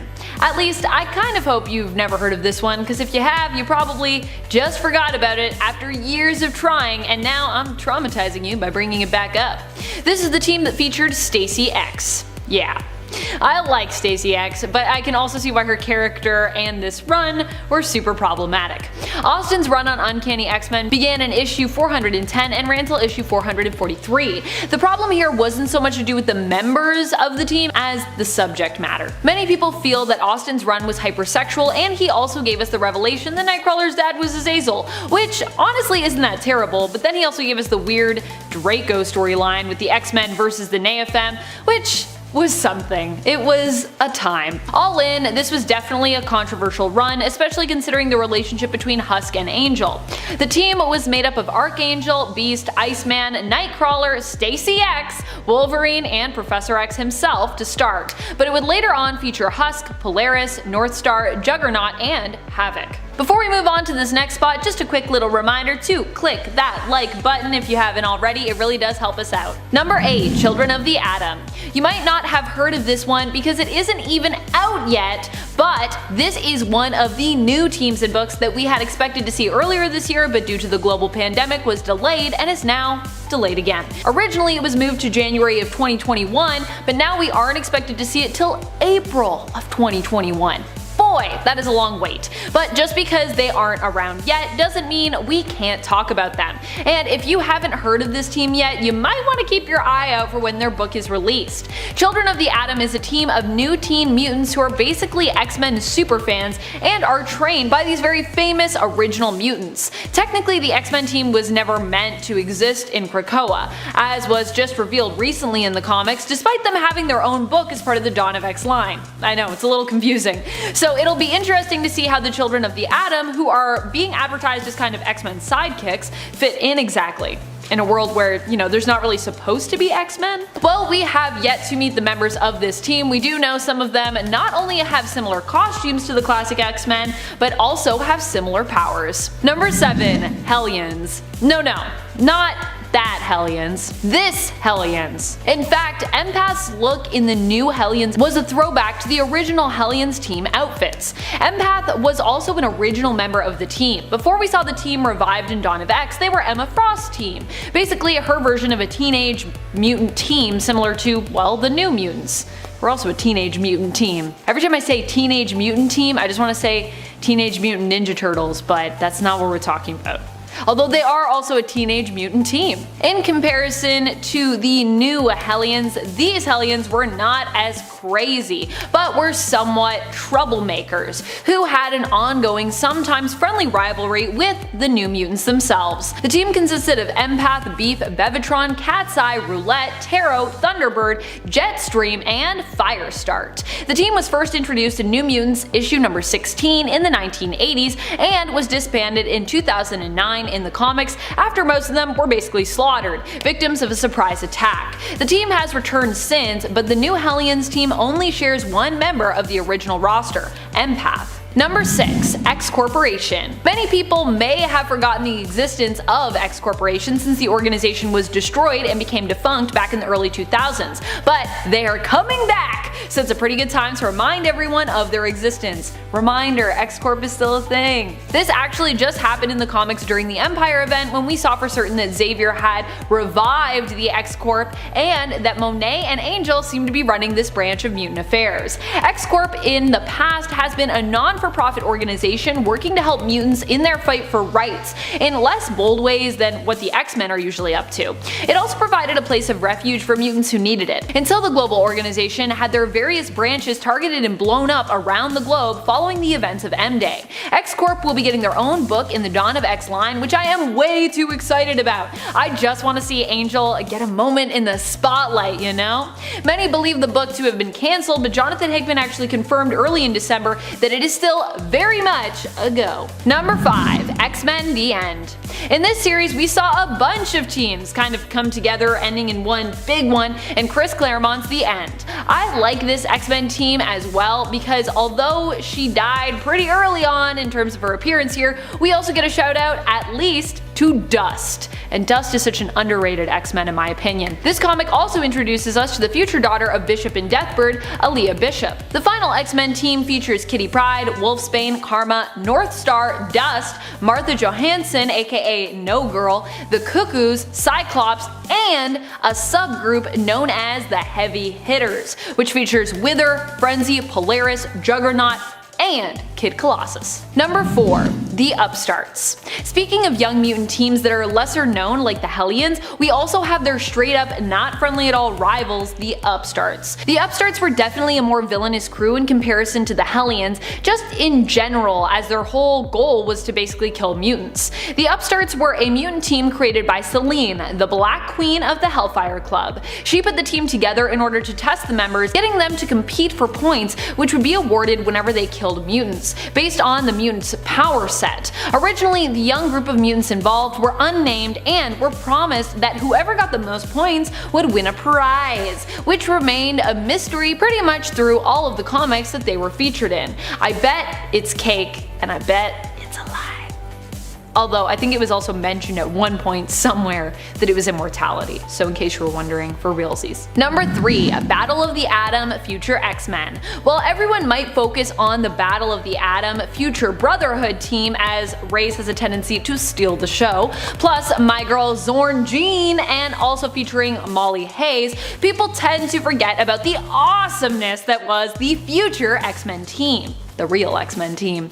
This team featured a much more skilled Iceman, who now was known as Ice Wizard, Wiccan, who had become Sorcerer Supreme, Chimera, who is believed to be Storm's daughter that she had with Black Panther, Shogo, Jubilee's son, known as Sentinel X, Colossus armed with Magic's Soul Sword, Kid Omega as Phoenix, and Jubilee as Wolverine. Number 2. Extreme Sanctions Executive, the other XSE. This team also spiraled out of the team that we talked about previously on part 1 of this list, Extreme X-Men.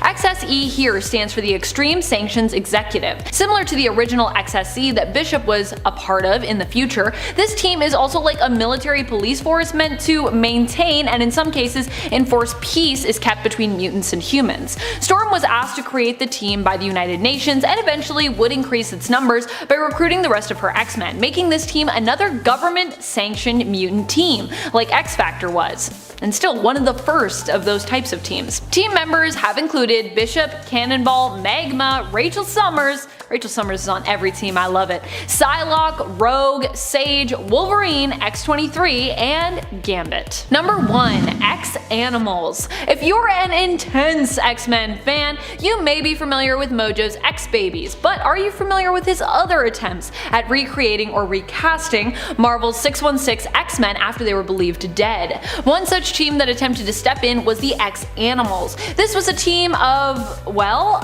animals, who each took on the role of a different mutant member of the X-Men.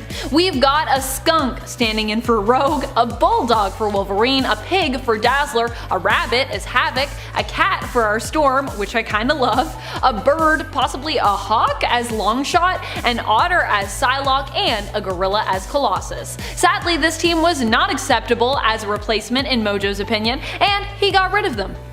But I'd love to see them return at some point, if that's possible. Number 10. Bloodstorm. Now Storm is already mistress of the elements, so quite powerful and quite interesting. But what happens when she becomes a vampire? Now this has happened briefly in main continuity, but in the Mutant X universe, it became a permanent change. The Mutant X comic series was published from 1998 to 2001, and as mentioned, it saw a very different Storm. This was after she was bitten by Dracula. Here, she was not saved, but instead became a full-fledged creature of the night. She of course had vows not to kill, so she had the vampire dilemma, which she solved by hiring some of her former teammates to let her drink from them, like Kitty Pryde. She would eventually leave the X-Men and join a team called the Six. She also turns Gambit into a vampire, even though she warns him he'll regret it, and he does. Spoilers. Listen when people warn you. Bloodstorm became a breakout character of this series. Number 9. New Sun Gambit. Speaking of Gambit, let's take a look at one of his alternate versions. This is New Sun Gambit, and he hails from Earth 9921. Gambit actually has enormous power potential that was quashed by Mr. Sinister in the main continuity, but that continuity is not all. In this other universe, he was trained to use his abilities even before he had them, and then when this was combined with his full potential and a mystic ceremony, he became something else altogether. The only thing is, the awakening of all these abilities would create a shockwave that would destroy his Earth, forcing him to travel around, and of course he ended up on the 616 Earth, where he ended up befriending Gambit and trying to help him along his way, but didn't tell him who he was. It was after his reveal and Gambit's subsequent disgust that he changed his name to New Sun. Some fans like seeing the full unleashed potential on display of Gambit. Number 8. Basilisk. Not all alternate versions that people like have happy outcomes. Case in point, Basilisk from Earth 11326, an Earth also known as Age of X. Here, Cyclops was incarcerated in a mutants-only facility after the manifestation of his powers as a teenager killed several people, including his parents. He captured the attention of the prison warden Arcade because of his power set, so he made him this very special mask. It looks a lot like the Skull mask from Persona 5, and it's something that people like about this character. In fact, for many, it's what makes him cooler. It is a very menacing looking mask. Now, a lot of this universe had to do with Legion, one of its personalities, and manifesting another world. So for some, it was just a cool concept in general. The mask looked great.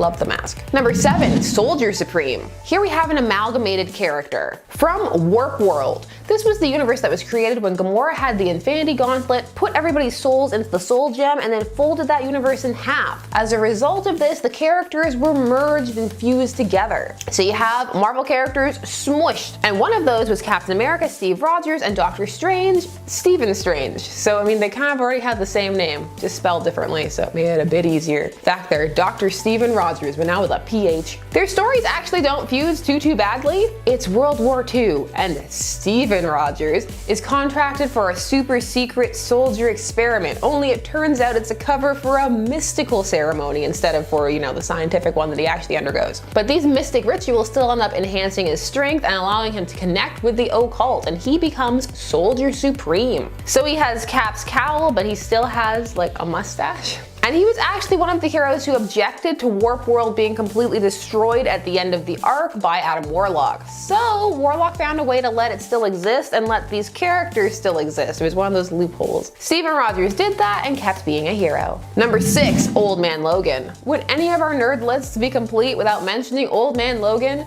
Yes they would, but it just keeps coming up. It's a staple here on Top 10 Nerd. Well, this story is one of the most popular alternate universe stories out there, and it has a famously gross confrontation between the Hulk and Wolverine, or Logan, because he's not Wolverine anymore in this story. Here we have a grizzled old man Logan fighting his way across a supervillain controlled America, trying to keep his claws sheathed after what he did, which, spoilers, was somehow managing to kill most of the X-Men. This was because he fell for an illusion created by Mysterio.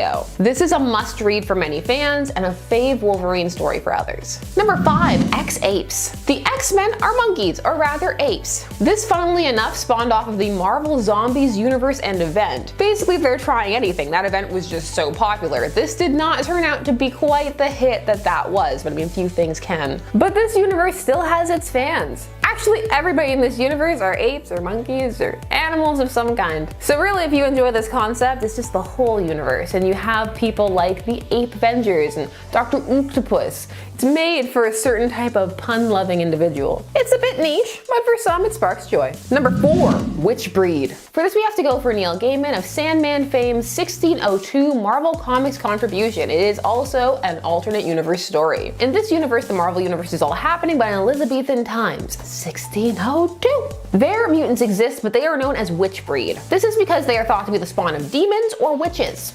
Or both. They are creatures to be hunted down, but they find safe haven in Xavier's select college for sons of gentlefolk, a school that causes great concern for Sir Nicholas Fury because he sees the potential of all these students as soldiers, which, let's not lie, that's part of what Xavier is doing. Again, this is a universe where people tend to like the whole thing, but the X-Men stand out as a distinct part, or rather, the Witch Breed. Number 3, X-Babies. Versions of your favorite characters as babies or kids. This is a concept that is either really fun or incredibly lame, depending upon who you're talking to. So the X-Babies are clones created by Mojo in the Mojoverse. This was probably inspired by an even earlier story where he had just taken the X-Men and turned them into kids, again for entertainment. Because if anything goes on long enough, be it show, series, whatever, you're gonna get two things. You're gonna get a child episode and you're gonna get a musical episode. Now the X-Babies are a concept that is short-lived, but they are usually returned to. There is even an A-Babies versus X-Babies. Again, how cool you'll find these tots depends upon your tolerance for baby-related shenanigans. Number 2, Earth X. The version of the X-Men here are depressing, but all of Earth X is depressing actually. After an experiment of Reed Richards goes wrong, or seemingly that's what happened, for once it's not Reed's fault, I know, shock and awe, a population of superpowered beings is produced all over the Earth, and the world drastically alters. To quote The Incredibles, when everyone's super, no one is. Suddenly there's not as much of a reason to hate and fear the X-Men, and they've largely fallen apart. The one character people tend to remember the most that sticks out when they first think of this is Wolverine, who's got a beer gut and is married to Jean Grey, except it's not Jean, it's Madeline Pryor, but he keeps calling her Jean, and it's just sad. Now, how exactly is this cooler, you may be asking? Well, it's all in the depiction. It's unique, it's memorable, and part of a well-received work. So for many, that's what makes it cool. And finally, in at number 1, Vampire Wolverine. Wolverine, Lord of the Vampires. If you thought people loved Vampire Storm, then you know that they enjoy Vampire Wolverine. Wolverine has been a vampire more than once. You have what-if stories like the aforementioned Wolverine, Lord of the Vampires. But you also have arcs like Curse of the Mutants, which would also be the arc that left Jubilee as a vampire for a bit. Many have fond memories of the What If story, where upon successfully turning Storm, Dracula then turns all the rest of the X-Men. Only because of Wolverine's healing factor, he figures out how to use his powers way faster than everybody else, and so he dethrones Dracula and takes over as leader of the vampires. In fact, he leads the new vampire X-Men to take over New York. It's up to the bizarre combination of Doctor Strange and the Punisher to take him down. Number 10. Troll. The series Youngblood from Image Comics is definitely trolling us with this one. Youngblood is a series about a government-run and endorsed team of superheroes. It explores the idea of a world where superheroes garner celebrity-like status, similar to the series The Boys and Ecstatics. The team even includes Vogue, a Russian model who later uses her fame to create a makeup line. Troll is a member who is beast-like in appearance, covered in muscles. Upon seeing him in his true form, one would immediately be forced to call to mind Beast from Marvel's X-Men crew. Because get this, Troll normally is covered in blue fur. Yeah. Though admittedly, he is often seen without it as he shaves his entire body to appear more human, as his name suggests, an actual troll. While also agile and physically strong like Beast, he does not appear to hold the same level of intelligence. Though he once wielded a terrifying weapon, a book that could be used to rewrite one's own history and can tell the future, he lost it in a card game. Wah wah. Someone smaller but just as fierce as the Beast, but with less intellect, sounds pretty scary and dangerous to me. Number 9. House of X and Powers of X. These two new comic series retcon and relaunch X-Men history, and although they operate within the world of Marvel and the world of X-Men themselves, I feel as though they are important to mention. When we talk about comics inspiring people, it is important that we also recognize some of those who were inspired are fortunate enough to do the writing and illustration within the realm of the world that inspired them. How cool is that? When we turn to these new Marvel series, we see at the writing helm Jonathan Hickman, who has brought us a much more daring story when it comes to the familiar motley crew that is the mutant heroes. In fact, he has even reintroduced some heroes that we may have forgotten. The time in which mutants fight for their rights, freedoms, and even for isolation on Krakoa is painted as much more desperate and bleak. Part of this is the beautiful artwork and colors created in combination by R.B. Silva, Pepe Larraz, and Marta Gracia. The writing builds up the high stakes, and if you want to feel that tension and see how ruthless these mutants can get, check out House of X's issue number 2. Number 8. Steeljack. Astro City has changed publishers so many times, I'd rather not list them all. Instead, I'll just say the series is currently listed as belonging to Vertigo Comics. More of a concrete jungle vibe, in this series we have different factions or gangs of heroes in the city. The most similar one to the X-Men being the Astro City Irregulars. Among the characters of the series we find Steeljack, a wannabe superhero who acquired the power of metal skin. Sound familiar? Steeljack is like a permanent metal version of Colossus. Originally, this character was actually a villain in the series. I don't know about you, but I would not want to deal with a villainous version of Colossus in any form. Number 7. Sarah Rainmaker. Coming to us from Wildstorm Comics, now owned by DC, is a Storm-inspired hero. Let's spread some of that Storm love. In the Gen 13 series, Sarah Rainmaker is introduced as one of a group of Gen active teens, think mutants, who are invited to participate in government testing. The group is kept in a prison-like testing facility before they escape. Sounds like some creepy X-Men gone wrong scenario where they get successfully rounded up by the government. Sarah Rainmaker's abilities allow her to control weather, only so far as air and water, though she can also fly and create lightning. So we're looking at a character who isn't quite on Storm's power level, but definitely has similar abilities. Other interesting facts are that Sarah Rainmaker identifies as a lesbian, and that her character was originally introduced as a member of the Native American Apache tribe. Number 6. Allison Hargreaves. Coming to us from Dark Horse's Umbrella Academy comic series, which now also has a Netflix show, we have Allison Hargreaves, also known as the Rumor. This story is definitely a much stranger and darker one than X-Men, in terms of the moods and vibes, and was written and created by Gerard Way, lead singer of My Chemical Romance. This connection is a little more loose than some of the others, especially if we are looking for a huge correlation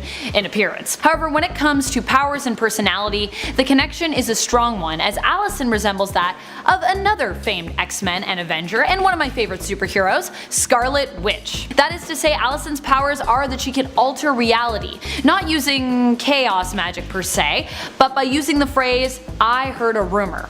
Anything spoken after those words by her that is untrue ultimately becomes true. Scarlet Witch has also famously spoken aloud some of her changes to reality, only to have them come true.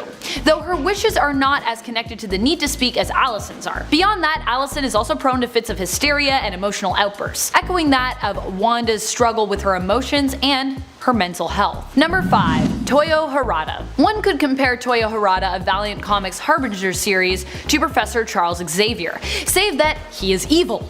Toyo is one of the most powerful psionics in the world. Again, psionics are kinda like mutants. His powers echo that of Professor X, namely that he is an insanely powerful telepath who also has the ability to control minds, but who also possesses the powers of telekinesis. His goal is to recruit others with superpowers and take over the world so that he can protect it and guide humans into the next step towards their evolution. Yeah, spooky. Number 4. Ripclaw. A combination of Warpath and Wolverine, Ripclaw comes to us from Image Comics' Cyberforce team and series. His origin story resembles a horror story and echoes some of Wolverine's origins, which, let's be honest, all of Wolverine's origin story are pretty much terrifying in and of themselves. Namely, when Ripclaw's mystical Apache powers garnered him some attention from the Cyberdata Corporation, they used him to do their bidding as their agent, after brainwashing him and giving him cybernetic enhancements. Ripclaw is also a member of the Native American Apache tribe, like X-Men's Warpath, and oddly enough, also like our number 7, Sarah Rainmaker. He was granted mystic abilities by the spirits of his ancestors to take on animal-like abilities, similar but different than Warpath's Apache shaman spirit abilities, which he used to defeat the Demon Bear. His long black hair and red accents on his outfit also leave him looking similar to Warpath. Number 3. Silver Banshee. What happens when DC maybe gets a little inspiration from Marvel's X-Men member Banshee?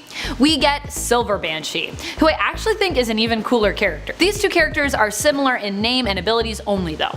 Both have supersonic deafening abilities, though Banshee tends to operate on the lower frequency, while Silver Banshee is perceived as operating on a higher frequency. And her sonic death cry is more deadly. If she can see you and knows your name and you hear her, you are dead. Though their names are also quite similar, Silver Banshee is known for being a villain in the DC world, where Banshee, though controlled by villains before, is usually a good guy. While Banshee is also male, while Silver Banshee is female, he did have a daughter who also had similar powers, who went by the name of Siren, before taking up her father's old mantle, Banshee. Though she has never explicitly been an X-Men member, she was one of the original X-Force members. Number 2. Psyblade. Also coming to us from the Cyberforce crew, we have Psyblade, who looks very similar to X-Men's Psylocke. Although Psyblade's powers are described as being electromagnetic, while Psylocke's are described as being telekinetic, the fact remains that both can use their powers to create weapons, with which they use to fight. While Psyblade is known for her electromagnetic daggers, Psylocke is more famously known for her telekinetic katana, among other weapons. And if you don't think there is some kind of crazy connection between these two heroes, then just look at them side by side. I mean, it's hard to ignore the visual similarities here. And while Psylocke's origin story is pretty frightening, I mean, so is Psyblade's, so ugh. Number 1. Lobo. Lobo actually comes to us from DC, and is stated as being created in an attempt to poke fun at violent and gritty heroes, like Wolverine. What? So there you go. One could argue that he is an even more violent rendition of Logan, as Lobo was also inspired by Marvel's Punisher. He is fond of cigars just like Wolverine and shares some abilities, namely that he is known for being super durable and possesses accelerating healing abilities. He also has a heightened sense of smell, which he often uses as a bounty hunter to help track his bounties. Oddly enough, Image and Marvel have even created parodies of him. A parody of a parody. Wow. Go figure. And at number 10, Mutant X Storm. Mutant X Storm is a mutant vampire. She goes by the name Bloodstorm. Classic. After being captured by Dracula, who wanted her as one of his brides, Storm is turned into a vampire. She gets her revenge though, aiding the X-Men in defeating Dracula, although she felt it was only right for her to leave the team now that she was infected with vampirism. Vampirism?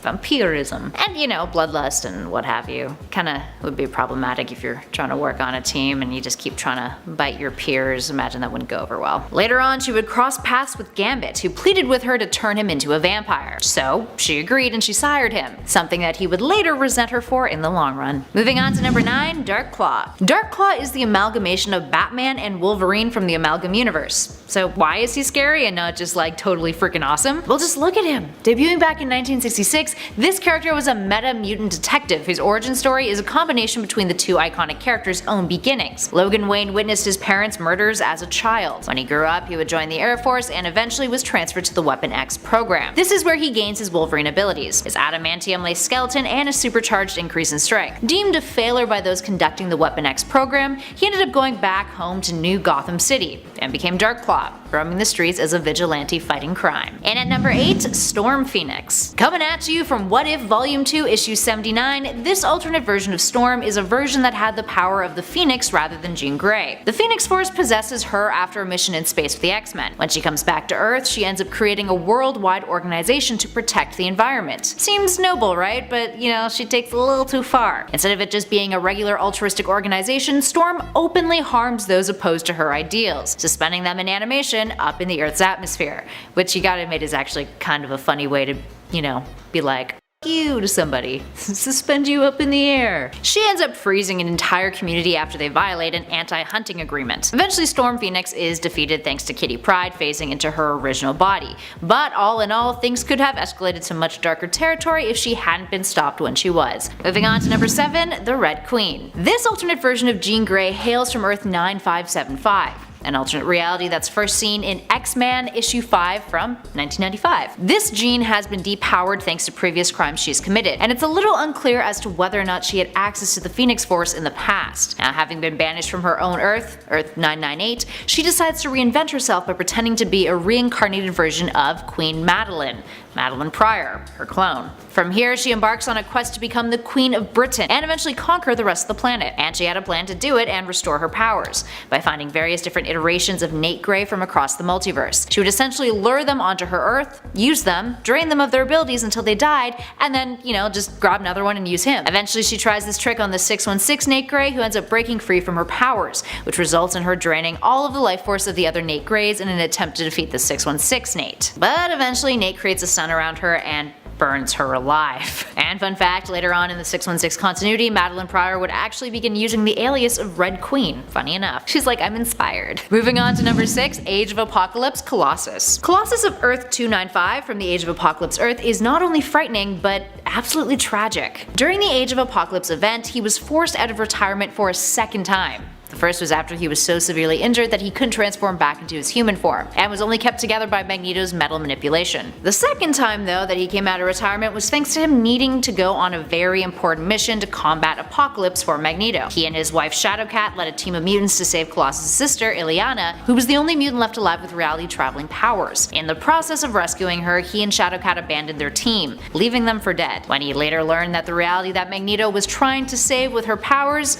and his plan was one in which Ileana was dead, he went berserk, going on a rampage that caused the deaths of several mutants, including his own wife. He was eventually killed by Gambit as a last resort in trying to control the mutant. And at number 5, Brute from Mutant X. Beast has had a handful of scary alternate versions, but this one looks like he crawled right out of a creature feature. Here we have Hank McCoy of Earth 1298, the Mutant X Earth, who is known as Brute rather than Beast. Brute came to be thanks to a series of deadly experiments that he conducted on himself, that not only changed him into this aquatic-esque being, which allowed him to breathe underwater, but also reduced his intelligence down to the level of a child in kindergarten. He is later further mutated, gaining hooves for feet. While he may not have his smarts anymore, the character does have a berserker streak, which when unleashed can be fatal for anyone in his way, especially considering his mental temperament. He's a bit of a tragic character as well. He was falsely accused of the murders of Green Goblin and Ben Reilly, and was executed for it. And at number 4, New Sun Gambit. From Earth 9921, we have this insanely powerful and terrifying version of Gambit known as New Sun. New Sun has control of kinetic energy on a molecular level. This means he can turn any object's potential energy into kinetic energy, which in turn makes it explosive. And it's a power without without much limitations. He doesn't need to make physical contact with an object to do so, and can even do it to living beings, including humans. His total kinetic control can also stop motion, and he can simulate other kinds of energy with it, manipulating whatever kinetic energy is present in order to simulate energies like infrared energy, all by molecular agitation. In addition to that, dude can transform himself into an energy wave, which allows him to travel through space and into other dimensions. Plus, he's also killed his reality's Phoenix, which is no easy feat. He dies in Gambit Volume 3, Issue 23 when he's impaled and then explodes, which also causes his world to explode in the process. And at number 3, X-Men Forever Storm. The X-Men Forever Storm is also known as Perfect Storm and resides on Earth 161. She's a clone of the original Storm who was created in order to restore the powers of heroes who were trapped on Genosha. But the clone became unstable, rapidly aged, and during an incident with the Shadow King absorbed the darker, less friendly aspects of his personality, to say the least. She ended up becoming malevolent and ambushed the X-Men team during a mission. She would then kill Wolverine and betray the team entirely, fleeing to Wakanda to seek out T'Challa's protection. T'Challa, who had previously been in a relationship with the regular Storm, believed that she was good, and saw that she was making an effort to help the people of Wakanda, changing the weather, helping the innocent, you name it. But eventually, after the two got married, Storm betrayed him too, letting Killmonger into their quarters, who killed the rest of the royal family and T'Challa, all so she could rule Wakanda. Moving on to number 2, the Age of X Cyclops. This Cyclops hails from Earth 11326, an Earth in which anti-mutant propaganda is on the rise, and anti-mutant protests eventually lead to the decimation of mutants by the US government. As you can imagine, Cyclops did not fare well in this socio-political climate. Scott operated under the name Basilisk, and after being captured by the government, his eyelids were removed in order to prevent him from having any sort of control over his optic blasts. He was then forced to wear a mask by the prison he was kept in, and was used by Alcatraz as a mutant executioner. Kinda dark. He eventually managed to escape and managed to save some of the other mutants in the process too, but he's forever haunted by the guilt of what he was forced to do, and the lives of innocent mutants that he ended. And finally, in at number 1, the Ruins Charles Xavier. I feel like anytime Professor X has an alternate that's evil, that particular Earth suffers big time because of it. This version of Charles Xavier comes from 1995's Ruins, one of the most depressing and dark alternate reality stories in the Marvel Multiverse. Taking place on Earth 9591, this Charles was elected president of the US rather than creating the X-Men. He ends up becoming corrupted and set out on a political crusade against mutants, despite having Warren Worthington III as one of his security staff, although Warren kept his mutations a secret in general. Xavier creates a prison in Texas for mutants, in which mutants are deformed, experimented on, or tortured as a means of controlling their mutations, something that he states is done for their own good. Yeah, super dark. And at number 10, Elixir. Elixir, aka Josh Foley, first appeared in 2003 in New Mutants Volume 2, Issue 5. Funny enough, he was initially a member of an anti-mutant group called the Reavers, until his powers manifested and he's kicked out of the group, causing him to reluctantly join the Xavier Institute for Higher Learning after his parents also kick him out of his home. Speaking of his powers, Elixir is able to control the biological structure of any organic matter, which also includes his own body, as long as he is in proximity of his target. This means he can do things like heal others, restore and boost mutant powers, create painful and life-threatening ailments, like boils, welts, and even fatal tumors, cure the legacy virus, and even cause death. He can sense when people are sick or if there are any abnormalities in their body. He can also regenerate on a cellular level, and resurrect himself, meaning he is pretty much immortal. And at number 9, Vulcan. Initially introduced in 2006 in X-Men Deadly Genesis Issue 1, Vulcan, aka Gabriel Summers, is the younger brother of Cyclops and Havoc. While he's known more so for being a supervillain, the character once upon a time was part of the X-Men team. Energy is Vulcan's jam. He can psionically manipulate, transform, control, and absorb vast amounts of energy, including energy on the electromagnetic spectrum and from exotic sources, such as Cyclops' optic blasts, or even magically created energy. He can even tap into and suppress mutant energies if he'd like, and can produce light, heat, force, you name it. This also allows him to fly and survive in space. And at number 8, Kid Omega, aka Quentin Quire. Quentin Quire first appeared in New X-Men issue 134 back in 2003,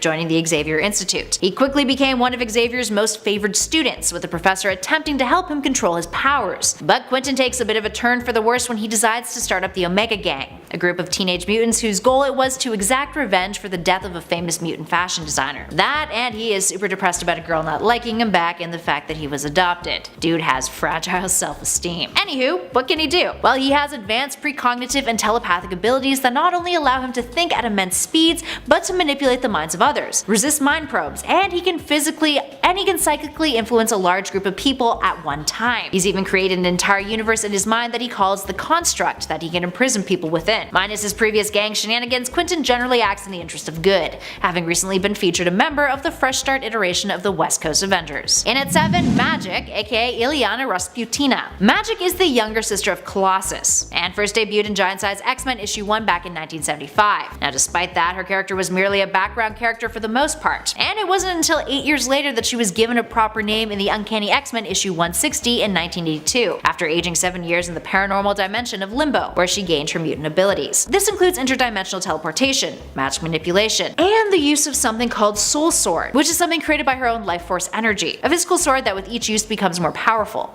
She can also manifest eldritch armor. During her time in Limbo, Magic became the sorceress supreme of that dimension, able to cast a plethora of spells using a mix of black magic and white magic, being taught the latter by an alternate universe version of Storm. She's also capable of creating powerful mind-blocking shields, keeping the likes of some of the strongest telepathic mutants out of her head, including Professor X. In at number 6, X-Man Nate Grey. Scott Summers and Jean Grey are responsible for some of the most powerful offspring in the mutant community, regardless of whether or not they actually intended to parent them. It's worth noting that Nate Grey is not Cable. Both characters are descendants of genetic material from Scott Summers and Jean Grey, but came to be in different manners, with Nate being grown in a laboratory in an alternate dimension thanks to Mr. Sinister, who used Scott and Jean's DNA to do so. Cable, on the other hand, is the son of Scott and Madeline Pryor, who is the clone of Jean Grey. Anywho, with that out of the way, let's talk about Nate. He has the ability to tap into the enormous psychic resources found in the astral plane, which allows him to manipulate matter and energy. His powers were diminished though by the Omega Machine. He's a character whose powers sometimes inflate and sometimes are taken away in the comics. He can also exist as living psychic energy, existing outside of his corporeal form. He was given his own solo series during Age of Apocalypse that briefly replaced Cable's series, and his series ended up running until 2001 as he was brought into the Earth 616 continuity, with it ending with his seemingly sacrificial death after struggling for years with being the most powerful person in a reality in which he did not belong. How tragic. Speaking of Scott and Jean's offspring, in at number 5, Rachel Summers.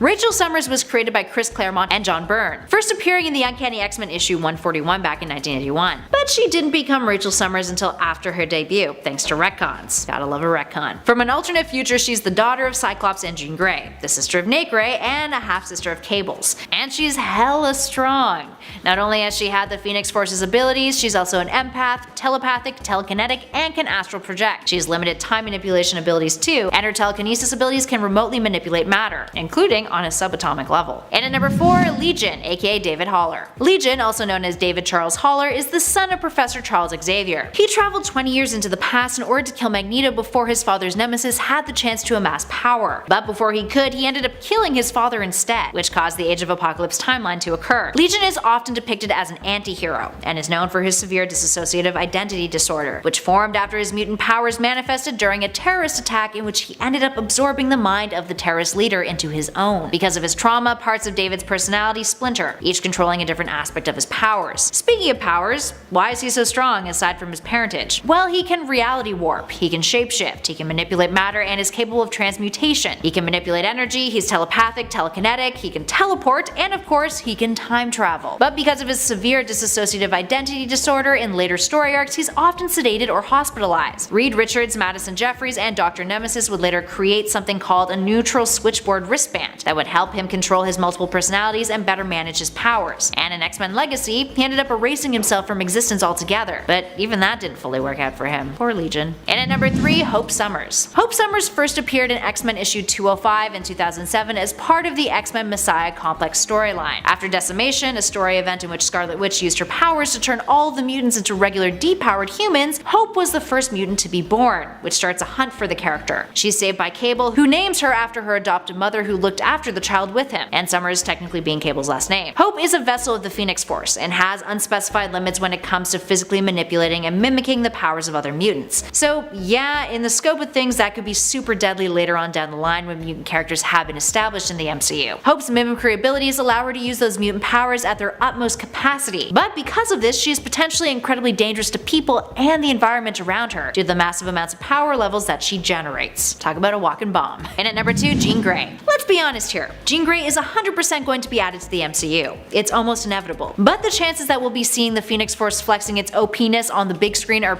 pretty slim, at least for now. If anything, since the Phoenix Force is a major part of the X-Men stories, we think that if Jean does become the Phoenix, it'll be an event that's built up over time in the MCU, similar to what was done with the Infinity Gauntlet story arc. So really, Jean's Phoenix is just too strong for the MCU right now. But who knows what the future will hold. Regardless, she is OP as hell. And finally, in at number 1, Franklin Richards. Franklin Richards is the son of Mr. Fantastic Reed Richards and Invisible Woman Sue Storm.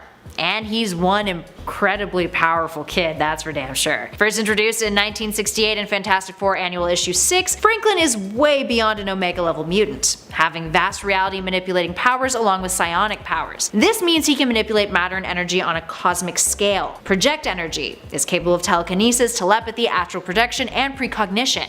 He can teleport, and these two things are great. He's immortal and can create pocket universes. The kid can create his own damn universes. Celestials consider him to be on par with them, and his powers only increase the older he gets. So yeah, I'm sure we'd all love to see what Marvel Studios would do with a character like that. And to be fair, we're sure Franklin Richards is far from being up on the silver screen. The MCU still needs to establish his parents first. And some people have theorized that that won't happen until after Phase 5, so long way to go, friends. Long way to go. In at number 10, M. Monet St. Croix was born in Sarajevo, Bosnia, and was the second daughter of a very wealthy French aristocrat. She grew up as a typical spoiled rich girl until a series of extremely unfortunate events took hold of her. First, her mother died mysteriously, just out of the blue. Then, her brother Marius turned out to be a mutant who practiced black magic and transformed her into a mute, red-skinned creature called Penance. And then, she was banished to another dimension with no real way home. Oh yeah, this also happened over the course of a few days. So fast forward a little bit through crazy 90s X-Men storytelling, and Monet is back on Earth, no longer a red-skinned creature, and her mutant powers have fully manifested. What are these powers, you may ask? Well, superhuman strength, speed, agility, dexterity, reflexes, coordination, balance, vision, hearing, endurance, a genius level intellect, accelerated healing factor, supersonic flight, telekinesis, telepathy, and the ability to see mutant auras. This whole thing just kind of feels like the writers couldn't agree on one specific power, so instead of just picking one, they just threw them all on the desk and picked all of them.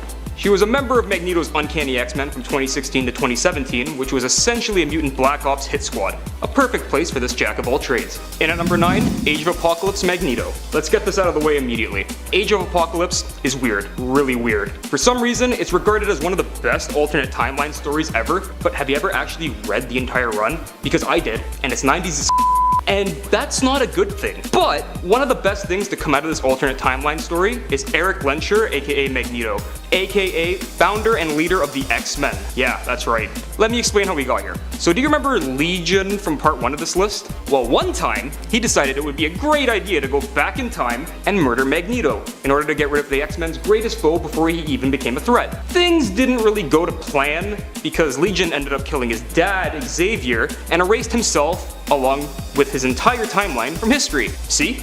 90s is In a world without Professor X, Apocalypse rose to power, and Magneto had to create his own X-Men to oppose him. Years of living as a rebel and constantly on the run from Apocalypse's armies molded this Magneto into one of the biggest badasses Marvel has ever seen. He eventually takes on Apocalypse in a one-on-one duel to the death, and rips Apocalypse in half using the iron in Apocalypse's blood. 90s is And at number 8, Polaris. Lorna Dane is the daughter of Magneto, and with great power comes great magnetism. Much like her father, Polaris has the power of electromagnetic manipulation, and is just as powerful as her dad in many regards, but one moment in particular made her one of the most OP mutants of all time. During the Last Days part of the 2015 Secret Wars storyline, the Ultimate Universe's Earth was on a collision course with the 616 Universe's Earth. If they collided, both would be destroyed, killing all life on both universes. So it was up to Polaris and Magneto to team up and use their powers to hold both Earths apart from one another while fighting Sentinels. If this version of Polaris shows up in the MCU, like, who can stop her?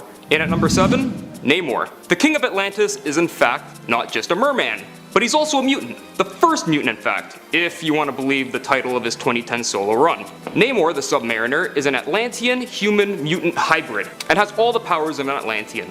Aquatic adaptation, hydrokinesis, telepathic control over marine life, but he also has his mutant abilities of super speed, strength, flight, agility, and mild invulnerability.